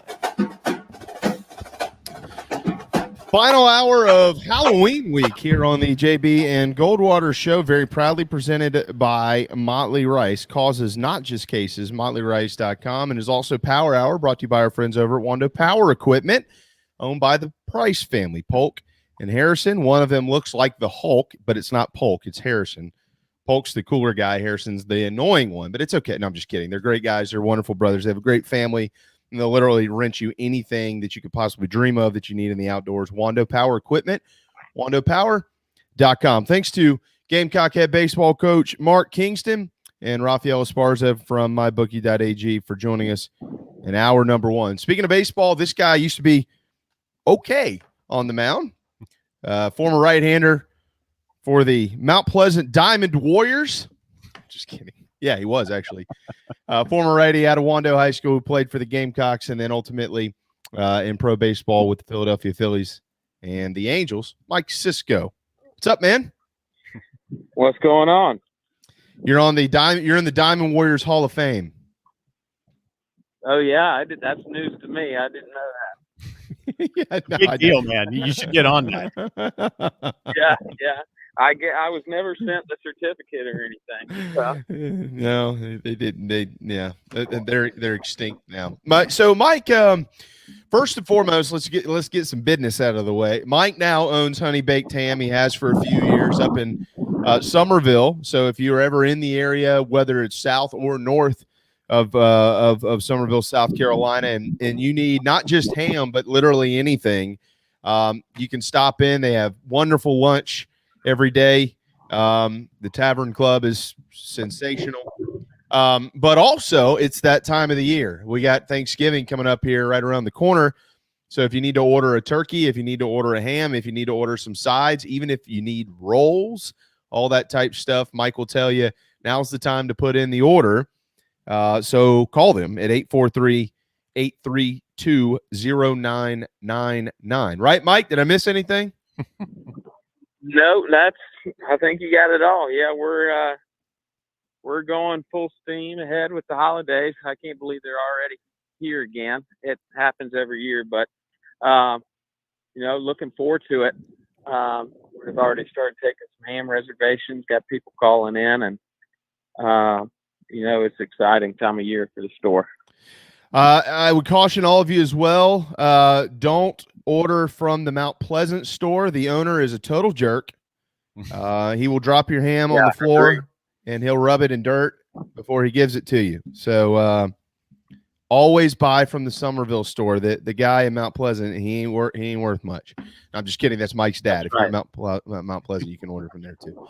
So Mike, we're in the middle of the World Series here, and I wanted to get Mike on. Mike's grandfather is Galen Cisco, who is a world champion. He was the pitching coach for the Toronto Blue Jays in 1992 and in 1993. In 92, they of course beat the Braves. In 93, they beat the Phillies. Now that's not necessarily a great omen for Atlanta this year, but it doesn't matter. The Braves are going to win the World Series regardless of who the pitching coach was for the Blue Jays back in 92 and in 93. But Galen Cisco had quite a career out of Ohio State University. He was a draft pick of the Boston Red Sox. He was a two-sport star for the Buckeyes. He was an All-American. He was an All-Big Ten selection. He was also team captain of the 57 Buckeyes football program, which won the national championship. He was a fullback and a linebacker on that team. And then in pro ball, he played for the Red Sox, Mets, and the Royals, and of course was a pitching coach. So I've known Mike for way too long. As I mentioned earlier, it's unfortunate that I have to be his friend and he has to be mine. But because of our friendship, I've been able to learn. I'm just kidding about that too. I've been able to learn a lot about the Cisco tree. And growing up, Mike, I think one of the things that I always admired about your grandfather, and still do, with your dad being a professional baseball player who actually played here for the Rainbows at the time in Charleston, you being a professional baseball player, former college kid, your brother being drafted out of high school and playing in college, your other brother being a star in high school at Wando. Your granddad, as much knowledge as he has and experience in the sport, he never overstepped his boundaries. Why? Why not? Why wouldn't he just lend a helping hand whenever he felt like it? I would say it's just that's a professional approach. I saw that as I went from high school to college. Even though Coach Tanner, he had a pretty pro ball approach to him as well. But getting into professional ball, it's they know that there's a reason why you got there, and they're there to give you suggestions, and you can use them. You can't, because ultimately it's your career, and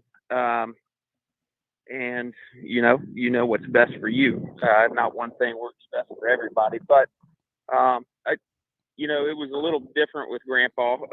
He was willing, obviously, to give whatever feedback that we were open to having, and he just wouldn't be the one to start the conversation. But I always asked him, so he always told me what he thought, good or bad. But I think it's just a professional approach. It's not being in the game that long. That's just kind of the way he did things. So let's go back when you were a kid. You spent a lot of time around the big leaguers because you were the grandson of a pitching coach, Mike. First of all, just tell us who you got to be around, the players, not just with the Blue Jays, but with the Phillies as well. Yeah, the most exciting thing that we used to get to do was go down to spring training every year. Yeah. When he was with the Blue Jays, it was Dunedin. And, we got to hit in the cages, take ground balls on the practice field back there, and just kind of be around the game.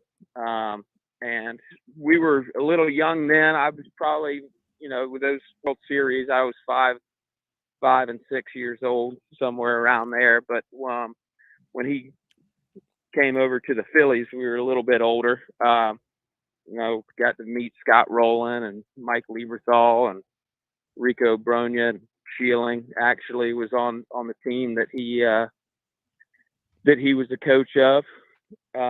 And I guess the biggest memory from the Phillies was we went up to Philadelphia one year, and St. Louis was in town, and got a picture with Mark McGwire.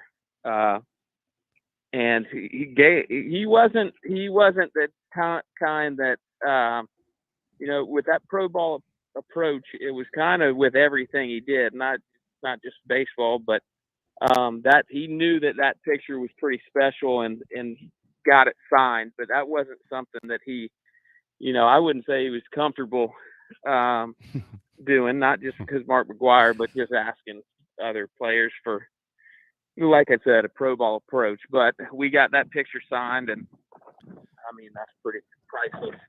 That was during the home run race, so pretty good. Mike, when Galen was in Toronto, does he ever talk about some of what happened in those 2 years when they won the World Series? I mean, obviously he was there for Joe Carter's home run, and I know that you met when you were a kid. Y'all got to spend time around the Alomars, who both spent time in Charleston as well, playing for the Rainbows at one point in time. But Robbie was the second baseman up there for Toronto, and I mean, that team was loaded with talent. I mean, obviously they won the World Series, but did he ever expand on what type of locker room it was and what type of guys they were to be around?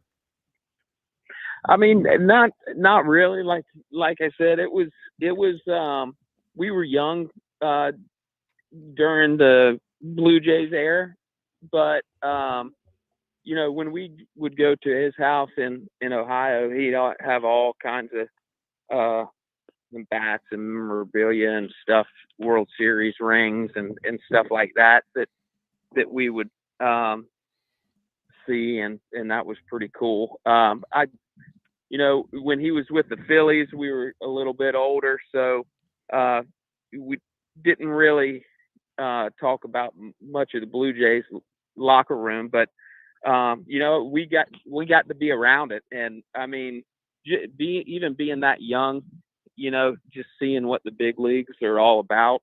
I know every kid that plays baseball when they're young wants to be a big leaguer, but you just kind of, I mean, even at that young age, we came back from spring training and made me want to go take ground balls and hit and throw, and, wish that it was time for college a week later, but it just kind of motivated me. But I mean, us being around it, it was more when I got older and talked kind of pitching and stuff with him, more than when we were younger and talked about those World Series. But we were in Atlanta, and that home run, nowadays the families sit behind home plate, but maybe because it was World Series or something, but that Joe Carter ball landed like in the next section over from us, like 20 feet from us. So that was pretty cool.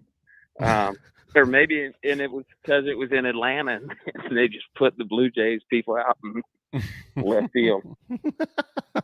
Mike Cisco, former right-hander for the Gamecocks, and also, of course, spent oh God, I don't even know how long now, Mike. Six years, I believe it was, in pro ball.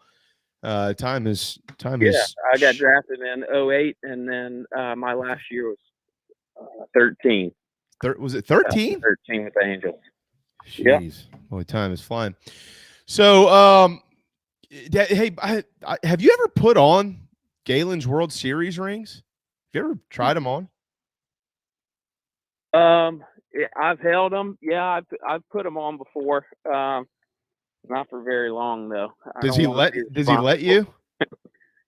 Yeah, he let me. He let me under a strict don't go with 2 feet away kind of deal. So what I'm gathering out of this is he let you, I'm sure he let Brian, because Brian's nutty about everything being perfect anyways, but there's no chance he let Drew touch him. Yeah, I don't know. If I was him, I wouldn't let Drew touch him. No, I don't think so. I'm sure you've talked to him here lately. I know that y'all talk a lot, and I know that he was down not too long ago. But these teams this year, Mike, you got Coach Snit or Brian Snicker managing the Braves, and then you got Dusty Baker in the other dugout. And I'm not sure how much Galen would have come across Snit in his career. I'm sure they probably crossed paths somewhere, but I could guarantee that him and Dusty Baker have crossed paths multiple times. Have you had any talks like that with him? I mean, how well does he know Dusty? I haven't. And like you said, I'm sure that he has come across paths with him numerous times. And it's amazing how many people know Galen just around that I've talked to, and when I was in pro ball, just from at times that you wouldn't think, kind of a time gap in there that you wouldn't think that they'd cross paths, and everybody knows everybody, and especially two elite coaches like that. I'm sure that they cross paths a lot. I mean, whenever I watch Snicker, man, he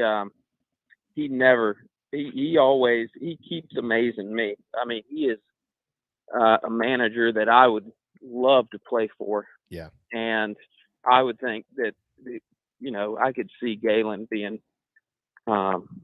his pitching coach, and then them getting together, nicely. It just like the pitching coach, I've heard him talk, the pitching coach for the Braves. I can't remember his name right now, but Rick Kranitz. Yeah, he's good too. What they've done this year is amazing without Acuna and Soroka and Ozuna. How they've handled that team. I mean, the front office has done a killer job getting guys in too, but I'm sure that him and Dusty have crossed paths, and I don't know about Snicker, but I'm sure as long as Snicker's been in the game, I wouldn't doubt it. Oh, no question. Mike Cisco, 122 on a Friday afternoon, and I say this very incredibly meaningful. He's the best right-handed arm I've ever seen in my life. Mike was as dominant as they came at one point in time. Mike, you mentioned that you would have loved to have played for him. One of the things I think that's really interesting about this Braves rotation, even though Charlie Morton's an older guy and he's going to be out, but when you look at the rest of them, Soroka has been out. Fried is a young guy. Ian Anderson's a young guy. I mean, they've got some young dudes, and they're really good, but they're young guys. Knowing now, I mean, you've been out of the game for a few years, but you were once a young arm as well. What's important for these guys this time of the year? What are they? You never pitched in a World Series, and I understand that, but you did pitch against elite competition, and you understand the rigors of just going out there every day and trying to execute, in a AA game or a AAA game, as hard as and difficult as that can be, let alone being in this moment. So yeah, if one of those guys, if Ian Anderson, before he took the ball tonight, said, "You got any advice, Mike?" What would you say to him? Well, I mean, they just got to figure out a way to slow the game down. I mean, they've been through it before, coming into the big leagues, and now they've got plenty of games under their belt. But, when you go up a level or get into the big leagues, the game just speeds up in your mind, not that it's going faster than where it was before, but I'm sure that, being in a new setting in the World Series and as much pressure and it's much on the line, the game speeds up. I would just try to slow it down and just try to pitch within yourself, and not do anything. good enough was enough to get you there. So yeah, you got to try to continue to do what you're doing instead of forcing pitches and doing too much. So, I've never pitched in the World Series. I can imagine that it's easier said than done, and they would probably laugh at me if I told them that, but that's what I'd tell them. Here, have a ham sandwich and get out there and get your ass on the mound, pal. Yeah. Well, man, I really appreciate you popping in. I just thought it would be a neat tie-in. Darren and I have attempted throughout the week and will again next week to kind of tie baseball people into the World Series. And thus far, the list this week has Chad Holbrook, Mark Kingston, and Mike Cisco on it. Next week, there's a guy named Monty that we're going to try to plug in here. Do you know anything about him? Never heard of him. Never heard of her. Monty, man, I think I've said a few things about Monty on the show before, but I can't say enough good stuff about him as a coach and a person. Yeah. He's one of the good ones for sure.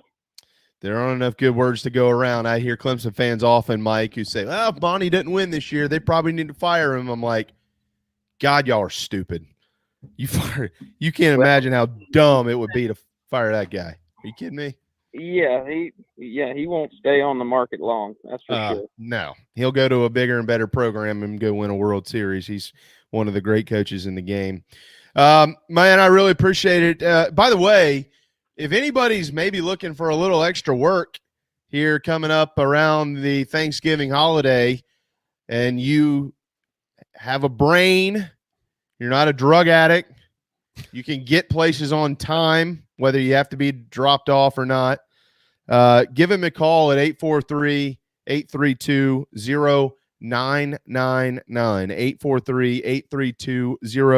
843-832-0999. Mike always looks for extra help around Thanksgiving, then again around Christmas, and again around Easter.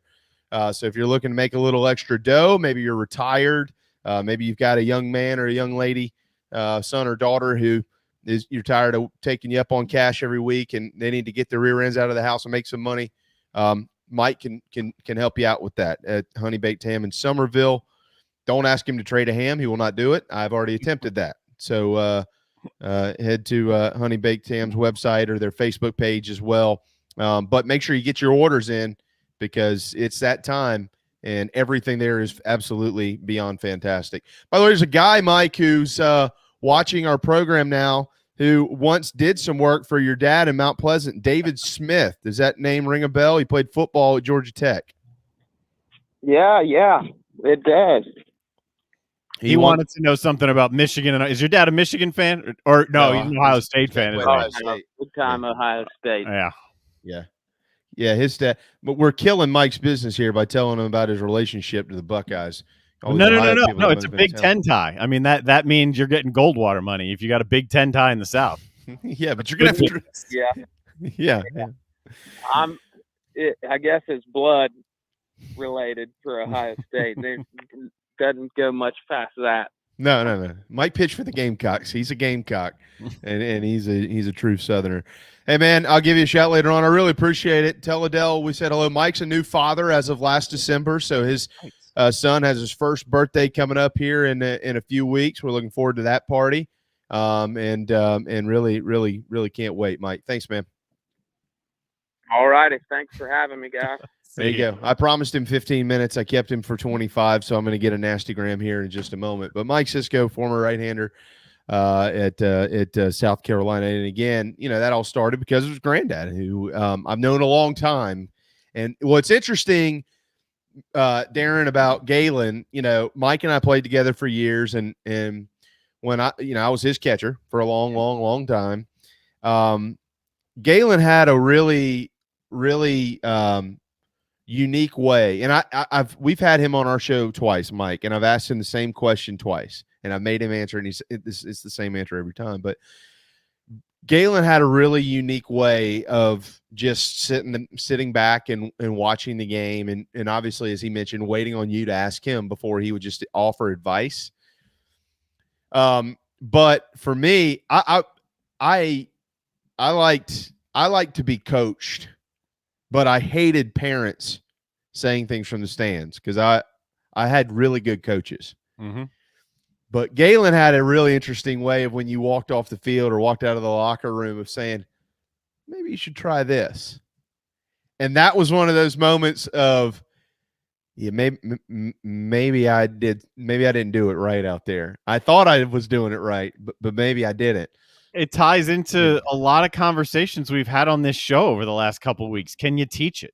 Can you get your message across? Whether it's a big league pitcher, whether it's a college kid, whether it's your grandson, whether it's your 8-year-old grandson's teammate, can you get your message across in a way that it can be understood and executed? Yeah, it matters. He was sneaky about that, and that's what always, we talked to Coach Kingston earlier, and I have been around Chad and Tony and Monty and Mike's parents, Mike's dad, who was a professional baseball player, his grandfather.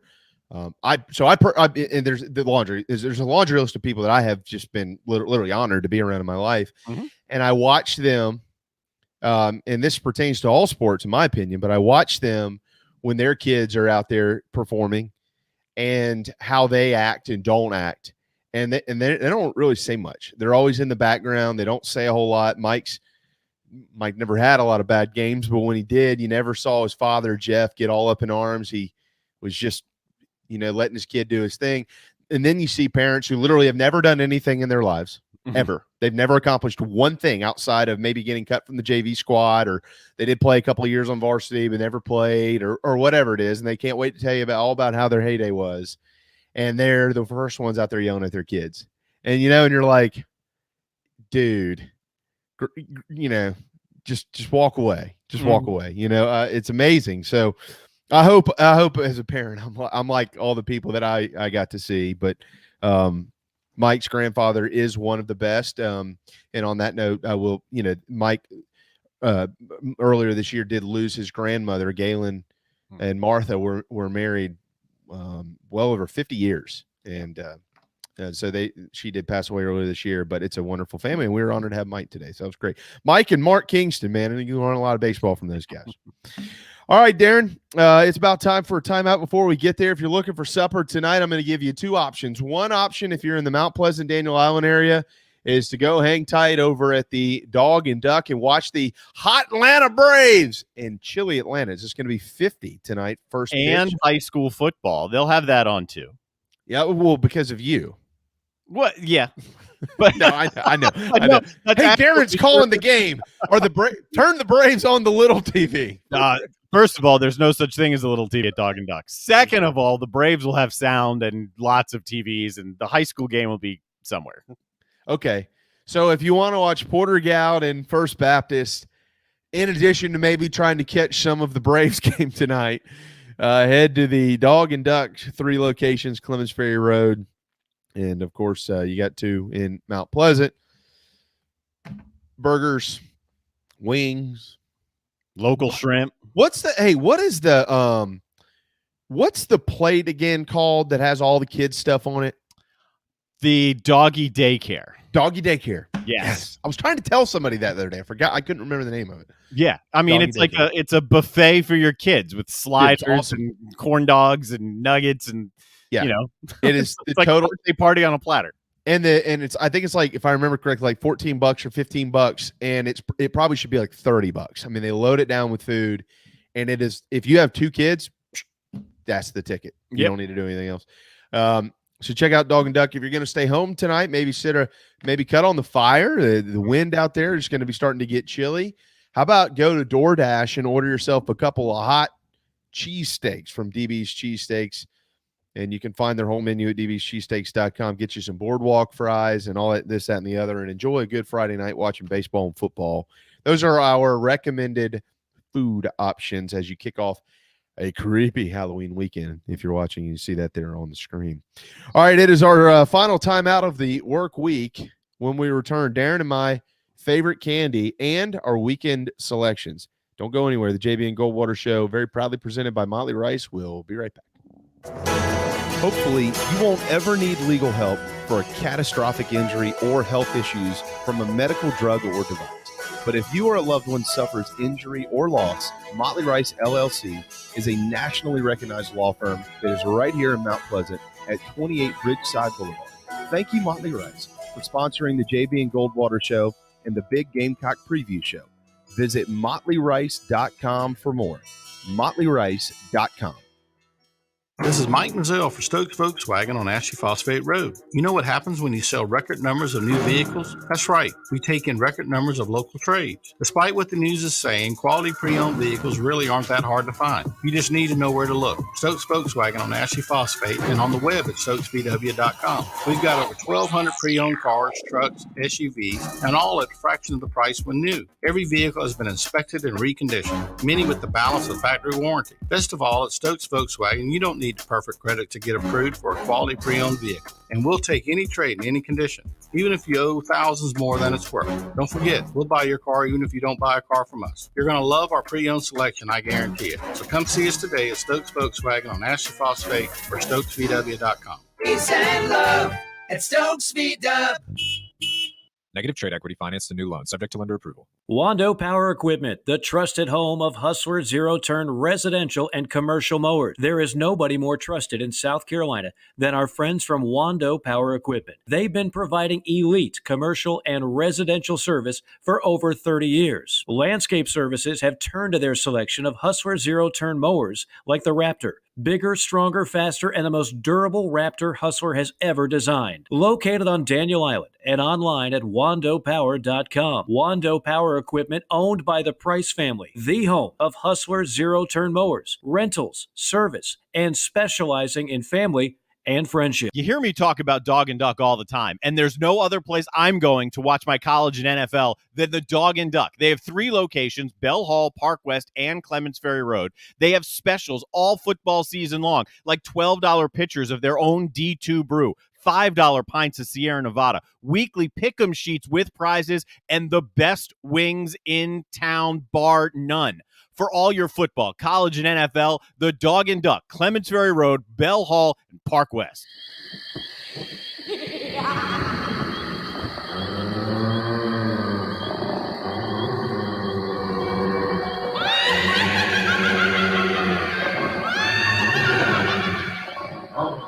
JB and Darren on the JB and Goldwater Show.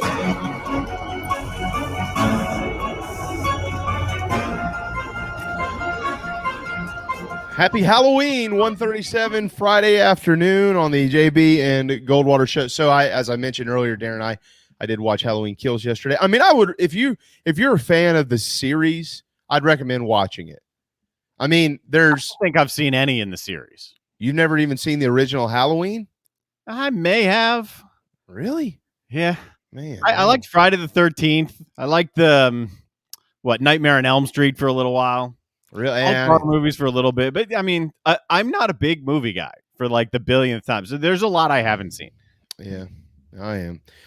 It's none of them are believable. I mean, but if you're a fan of the series, or if you've watched Halloween, you should watch it. But at the beginning though, you have to pay really close attention. Like this can't be one of those when me and the wife are watching it and she's going to get up and go, cut on the dishwasher and then start toying around with the ice maker and banging around, making all this noise. Like, you got to listen to what's being said, because there are people who are in Halloween Kills that were in the original Halloween, but they weren't important people in the first movie. So like what they did a really good job of bringing back some of the characters that were affected in the original Halloween and making new characters out of them in this one, where they're main characters now. Obviously, Jamie Lee Curtis is in the movie, but I mean, so you just have to see what I'm talking about. But you can't be toying around at the top of the show, beginning of the movie. You know what I'm saying? That's fair. That's always a good general rule of thumb. Like, whatever that's always my wife's big thing. If you're watching something, you better watch it from the second it begins. And if you miss those first like 5 seconds, don't bother with the remaining like 4 hours. They don't matter. If you miss the top 5 seconds, nothing else matters. Yeah, I'm a big fan of everybody shut up the movies on. Like, I literally can't handle when people are like, well, I'm just getting some ice. I'm like, dude, we've been talking for 30 minutes about watching the movie. You literally had 30 minutes to get ice. 30. Anyways, I have another question for you. I haven't asked you yet. I meant to ask you at the top of the program. I forgot. And any of you out there that are watching or listening to the program can answer this question as well. What is the strangest item or food that's ever been dropped into your Halloween trick-or-treating bag or basket? Oh, that's a good question. My favorite Halloween story is the one, I think I told it last year, is when I met Sugar Ray, the boxer, because we used to live pretty close to his neighborhood, like within driving distance. So we'd always go, and the fence was always closed, and there was a massive tub with candy. And one year, the fence was open, and there was no tub. So I knocked on the door, and literally as I'm pulling back the knocker, the door opens. There's Sugar Ray, head to toe, vampire. And I said, "You're Sugar Ray. Who'd you think would answer my door?" Sugar John? Sugar Ray Leonard. Yeah. No, I know. When he asked you, yeah. what do you think? I'd say, I thought you meant Sugar Ray, the whatever he was. I think I can fly or whatever. Yeah. The rapper. No, or not. That's not it, but it's close. I just want to fly. Yeah, that. Yeah. Yeah, I know people who have had different things. Like, I know somebody one time that, like, this little old lady was giving out small little boxes of soap. But personally, I've never really had anything too strange. I will say that's not true. Back when I was a kid, there were some houses like this one guy, all Krispy Kreme donuts. Like, literally, could be worse. Could be, yeah. Like, but you like open and take a donut. I was like, oh, all right. So Okay. you ate that there. Let's see. And then there's like other people that like would drop like big like when did dropping the large candy bars become a trend?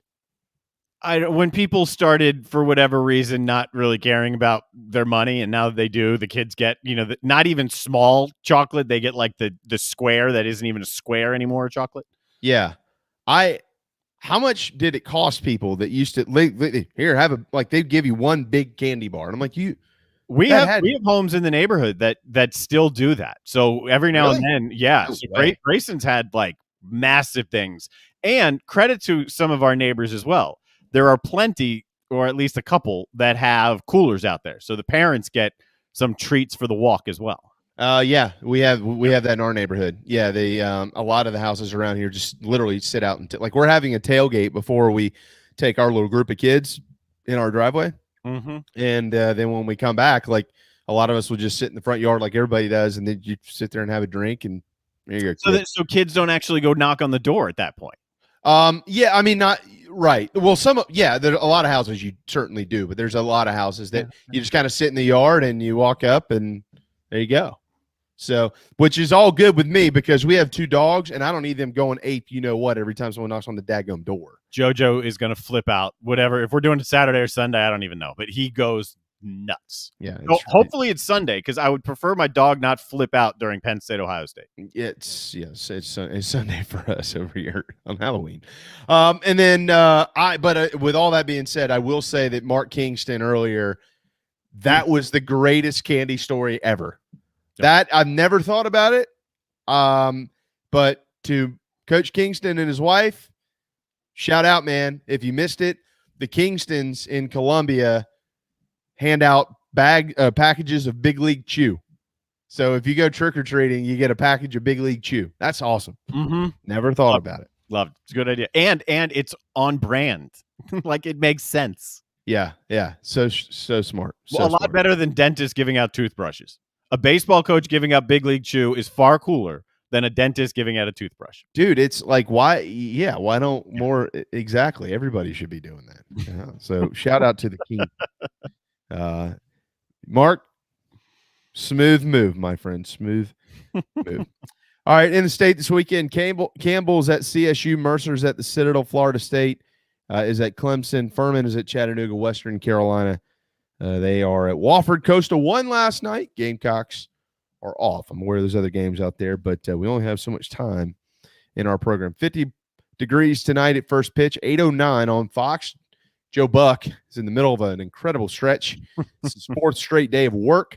Called games 1 and 2 in Houston. Last night called the Thursday night football game between the Packers and the Cardinals. I still can't believe what happened at the end of that game.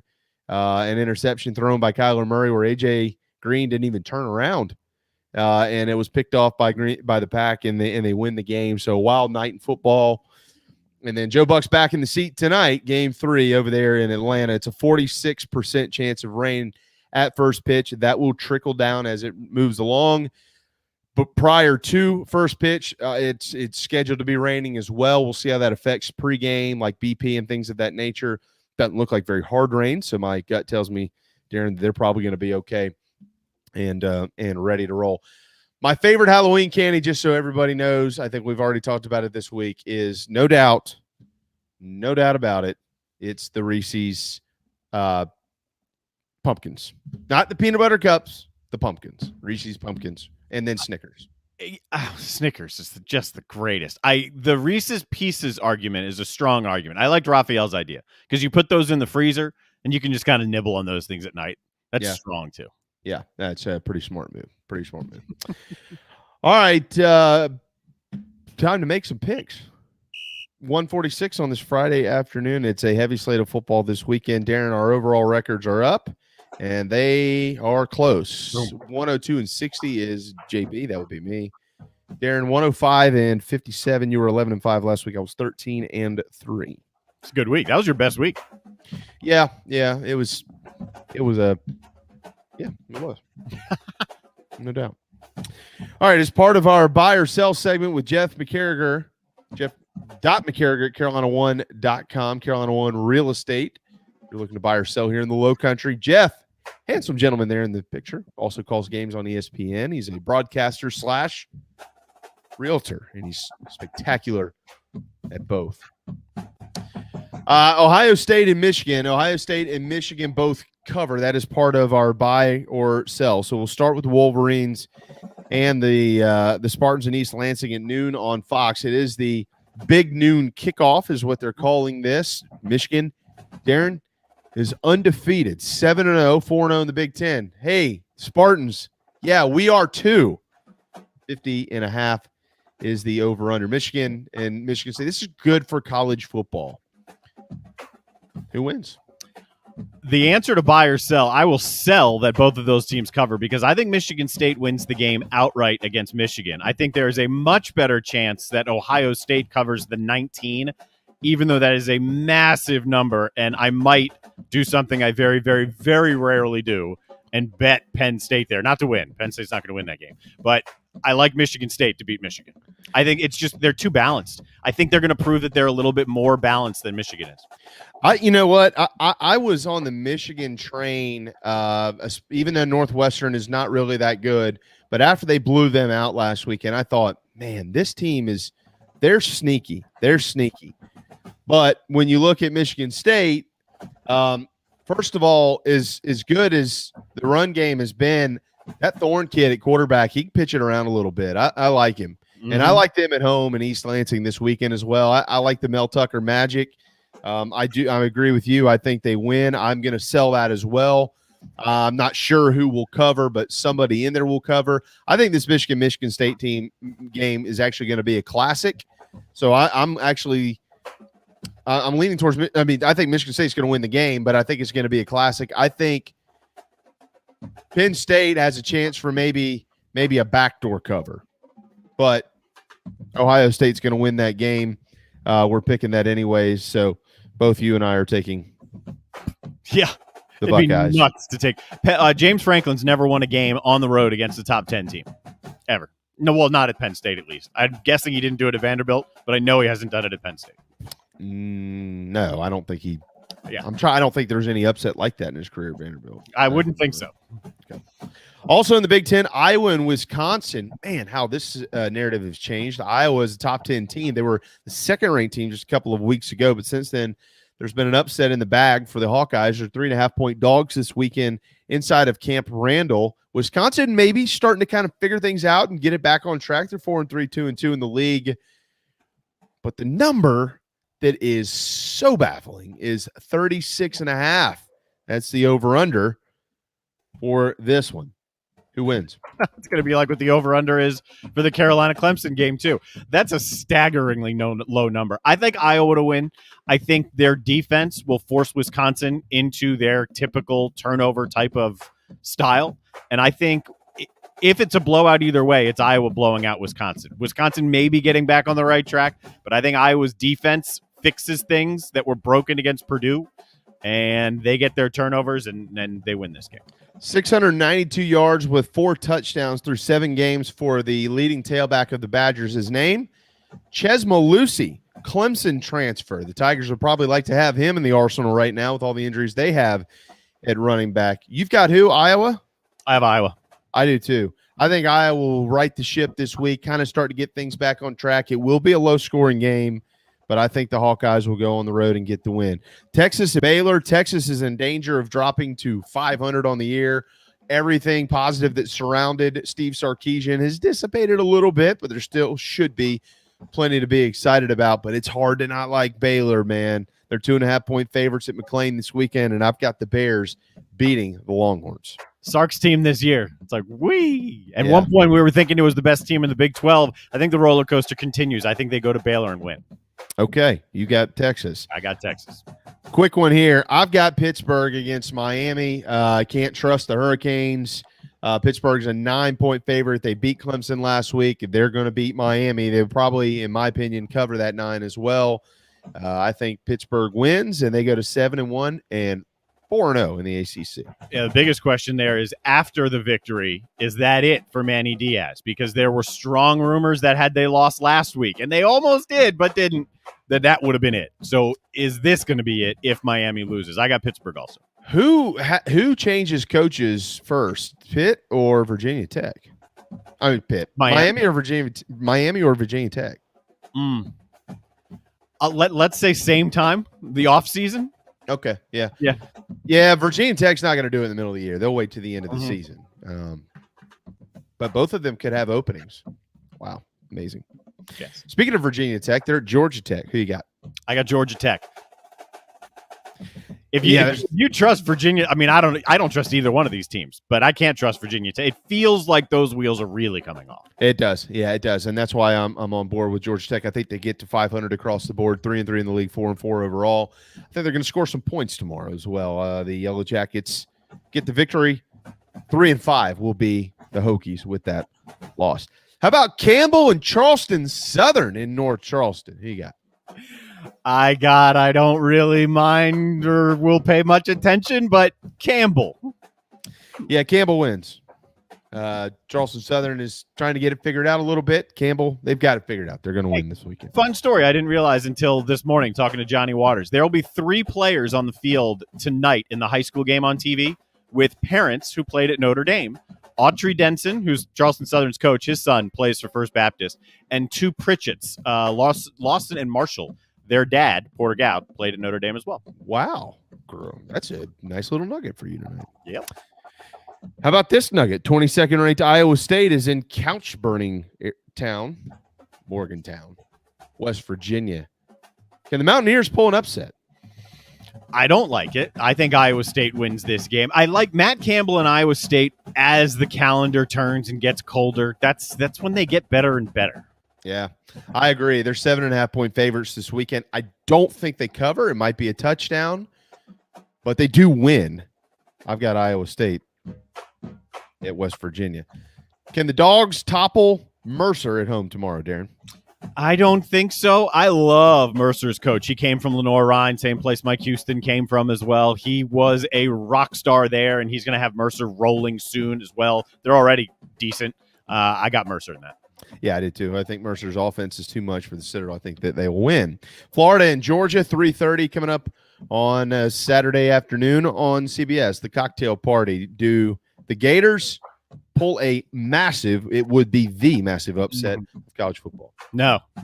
They absolutely do not. Although I do think this is going to be closer than most people expect because Florida, a lot like Texas, it's like, what's going on? Who are these guys? So I think they'll play well for a period of time. I think it'll be a good game, a fun game to watch. Yeah, they find a way to play well in big games. 2 points shy of tying Alabama a couple of weeks ago. Gators will come to Columbia next weekend. A lot of Gamecocks will have their eyes on this one, but Florida will fall. Georgia will win the game, and they will continue to be a dominant number 1 football team. Do the Red Raiders have a shot to take down Oklahoma this weekend? After firing their coach, go to Oklahoma?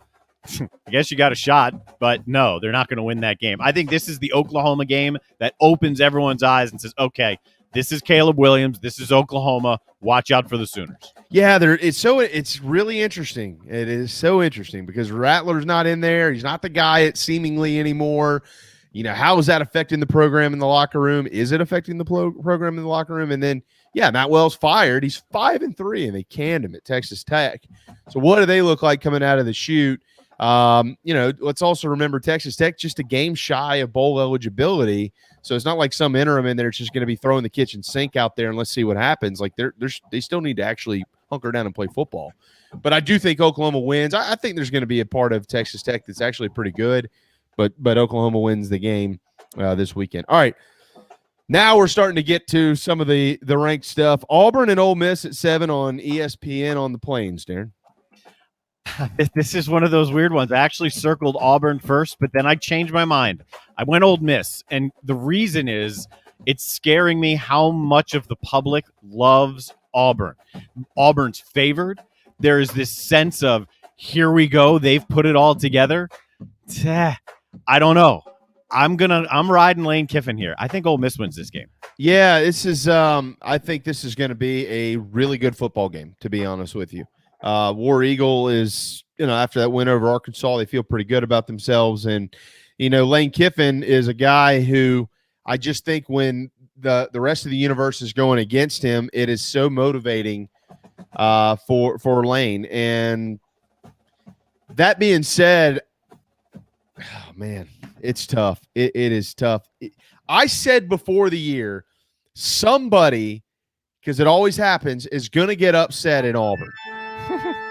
I said that before the year. Somebody is going to get upset at Auburn, and I think this week might be the week it happens. I'm going to go with War Eagle in an upset here on the back of Tank Bigsby. Remember, they're favored. It'd be an upset if Ole Miss wins the game. Well, but yes, it would be by ranking. I'm sorry. Ole Miss is the 10th ranked team in the country coming into the game. Kentucky and Mississippi State at 7 o'clock on the SEC network. This has got a chance to be a really good one as well. Wildcats 1-point favorites in the game, Darren. I've got Mississippi State winning this one. It's just a weird feeling I've had, and at some point I should jump off of this. I'm not buying Kentucky, but I'm still on I'm not buying Kentucky, and I think others will join me after losing to Mississippi State. I'm going with the Wildcats. Mississippi State is essentially one-dimensional under Mike Leach. One-dimensional teams against a Mark Stoops defense. I like Stoops. I think that they'll make the adjustments, and I think that they'll pull it out over there at Davis Wade Stadium. SMU is at Houston, 62. This line is even. This could be a damn good football game at 7 o'clock on ESPN2. SMU, by the way, 7-0. Yeah, expect a great game. Hope for college football fans, SMU to win. Cincinnati wants SMU to win. It bolsters both of their schedules for when they play each other. I think SMU wins. I think it is a heck of a football game and high scoring. Yeah, I actually think Houston wins the game. I think that Dana Holgorsen has an upset in the tank for this one, but I think it's going to be a classic. I'm with you though, since he needs SMU to win. North Carolina and Notre Dame, I'm going with the Irish at home. Don't know who North Carolina is. Can't pick them on the road in South Bend. No doubt. I'm right there with you. Louisville at NC State this weekend. I like NC State as well. Absolutely. Should be some offense, but the offense will win out for the Wolfpack. Bounce back game for Wolfpack. Couple of late nights as well. Quick picks here. UCLA at Utah, Virginia at BYU, Too cold for UCLA and Virginia up there in the Northwest. I'm going with the home boys, Utah and BYU. Yeah, I'm going with both the home teams too. BYU's cooking again. They got something going again, and the whole Mendenhall thing going back to BYU. But I like BYU in the game. And finally, Clemson and Florida State will end it for us today. Darren, the Tigers don't want to lose this one. They're going to be honoring Bobby Bowden. Bobby Bowden will be there in spirit. Does the Bobby Bowden spirit win the game for the Noles? They're 9-point dogs against Clemson. I got a football game to do tonight, so I am not drunk, but I am picking Clemson, and I'm not exactly sure why. Look, Florida State, they've won 3 in a row. First time since 2017. Yeah, Clemson was this close last week to being right in the thick of it with Pittsburgh, but they had some drop passes. Do they get it cleaned up this weekend? I don't know, but I think that Florida State makes more mistakes than the Tigers. Clemson escapes with a victory, and they sneak one out in what used to be one of the better rivalries in the league. We'll see what it looks like tomorrow. Let me sneak this in, too. The post-up careers, we flashed that resume once again. Franklin reminds you that the first Monday in November, I tried to say this yesterday and totally butchered it, is Job Action Day. It's a day to recognize and empower those who dream of having a job that they love. If you're not in a job you love, there's another company out there that'll pay you more money. Then go get that job. Franklin can help you do it. There's a discount code up right now, 20%, postupcareers.com. That's the website, 20% off cover letters, resumes, LinkedIn optimization, all that stuff. Go get that job you want. Go get that job you want. By the way, as part of our buy or sell segment with Jeff McCarriger today, one of those on there, it was DJ Uiagalelei plays the entire game. I am selling that, Darren. I do not think he plays the entire game this weekend. I'm going to say I think he does. I think they put it together. I think that last drive when he was on the bench, I think it sparks him a little bit. I think he plays the whole game. I think he plays better than he's played. I don't think he plays great, but better. We'll see. Seriously, have a wonderful, very happy Halloween weekend. I hope all of you that have kids, I hope it's magical for them. It was magical for you. And we can't wait to see you next week. Happy World Series weekend as well. Maybe when we come back on Monday, the Braves will be world champions. Who knows? Maybe the Astros will be. I don't know. But I do know this. At noon, we'll return. Thanks to Darren. Thanks to Mike Cisco, Mark Kingston, and Raphael Esparza. And thanks to all of you. And thanks to Motley Rice and Stokes Volkswagen for presenting our program day in and day out around here. Noon on Monday. Happy Halloween, everybody. We'll see you then.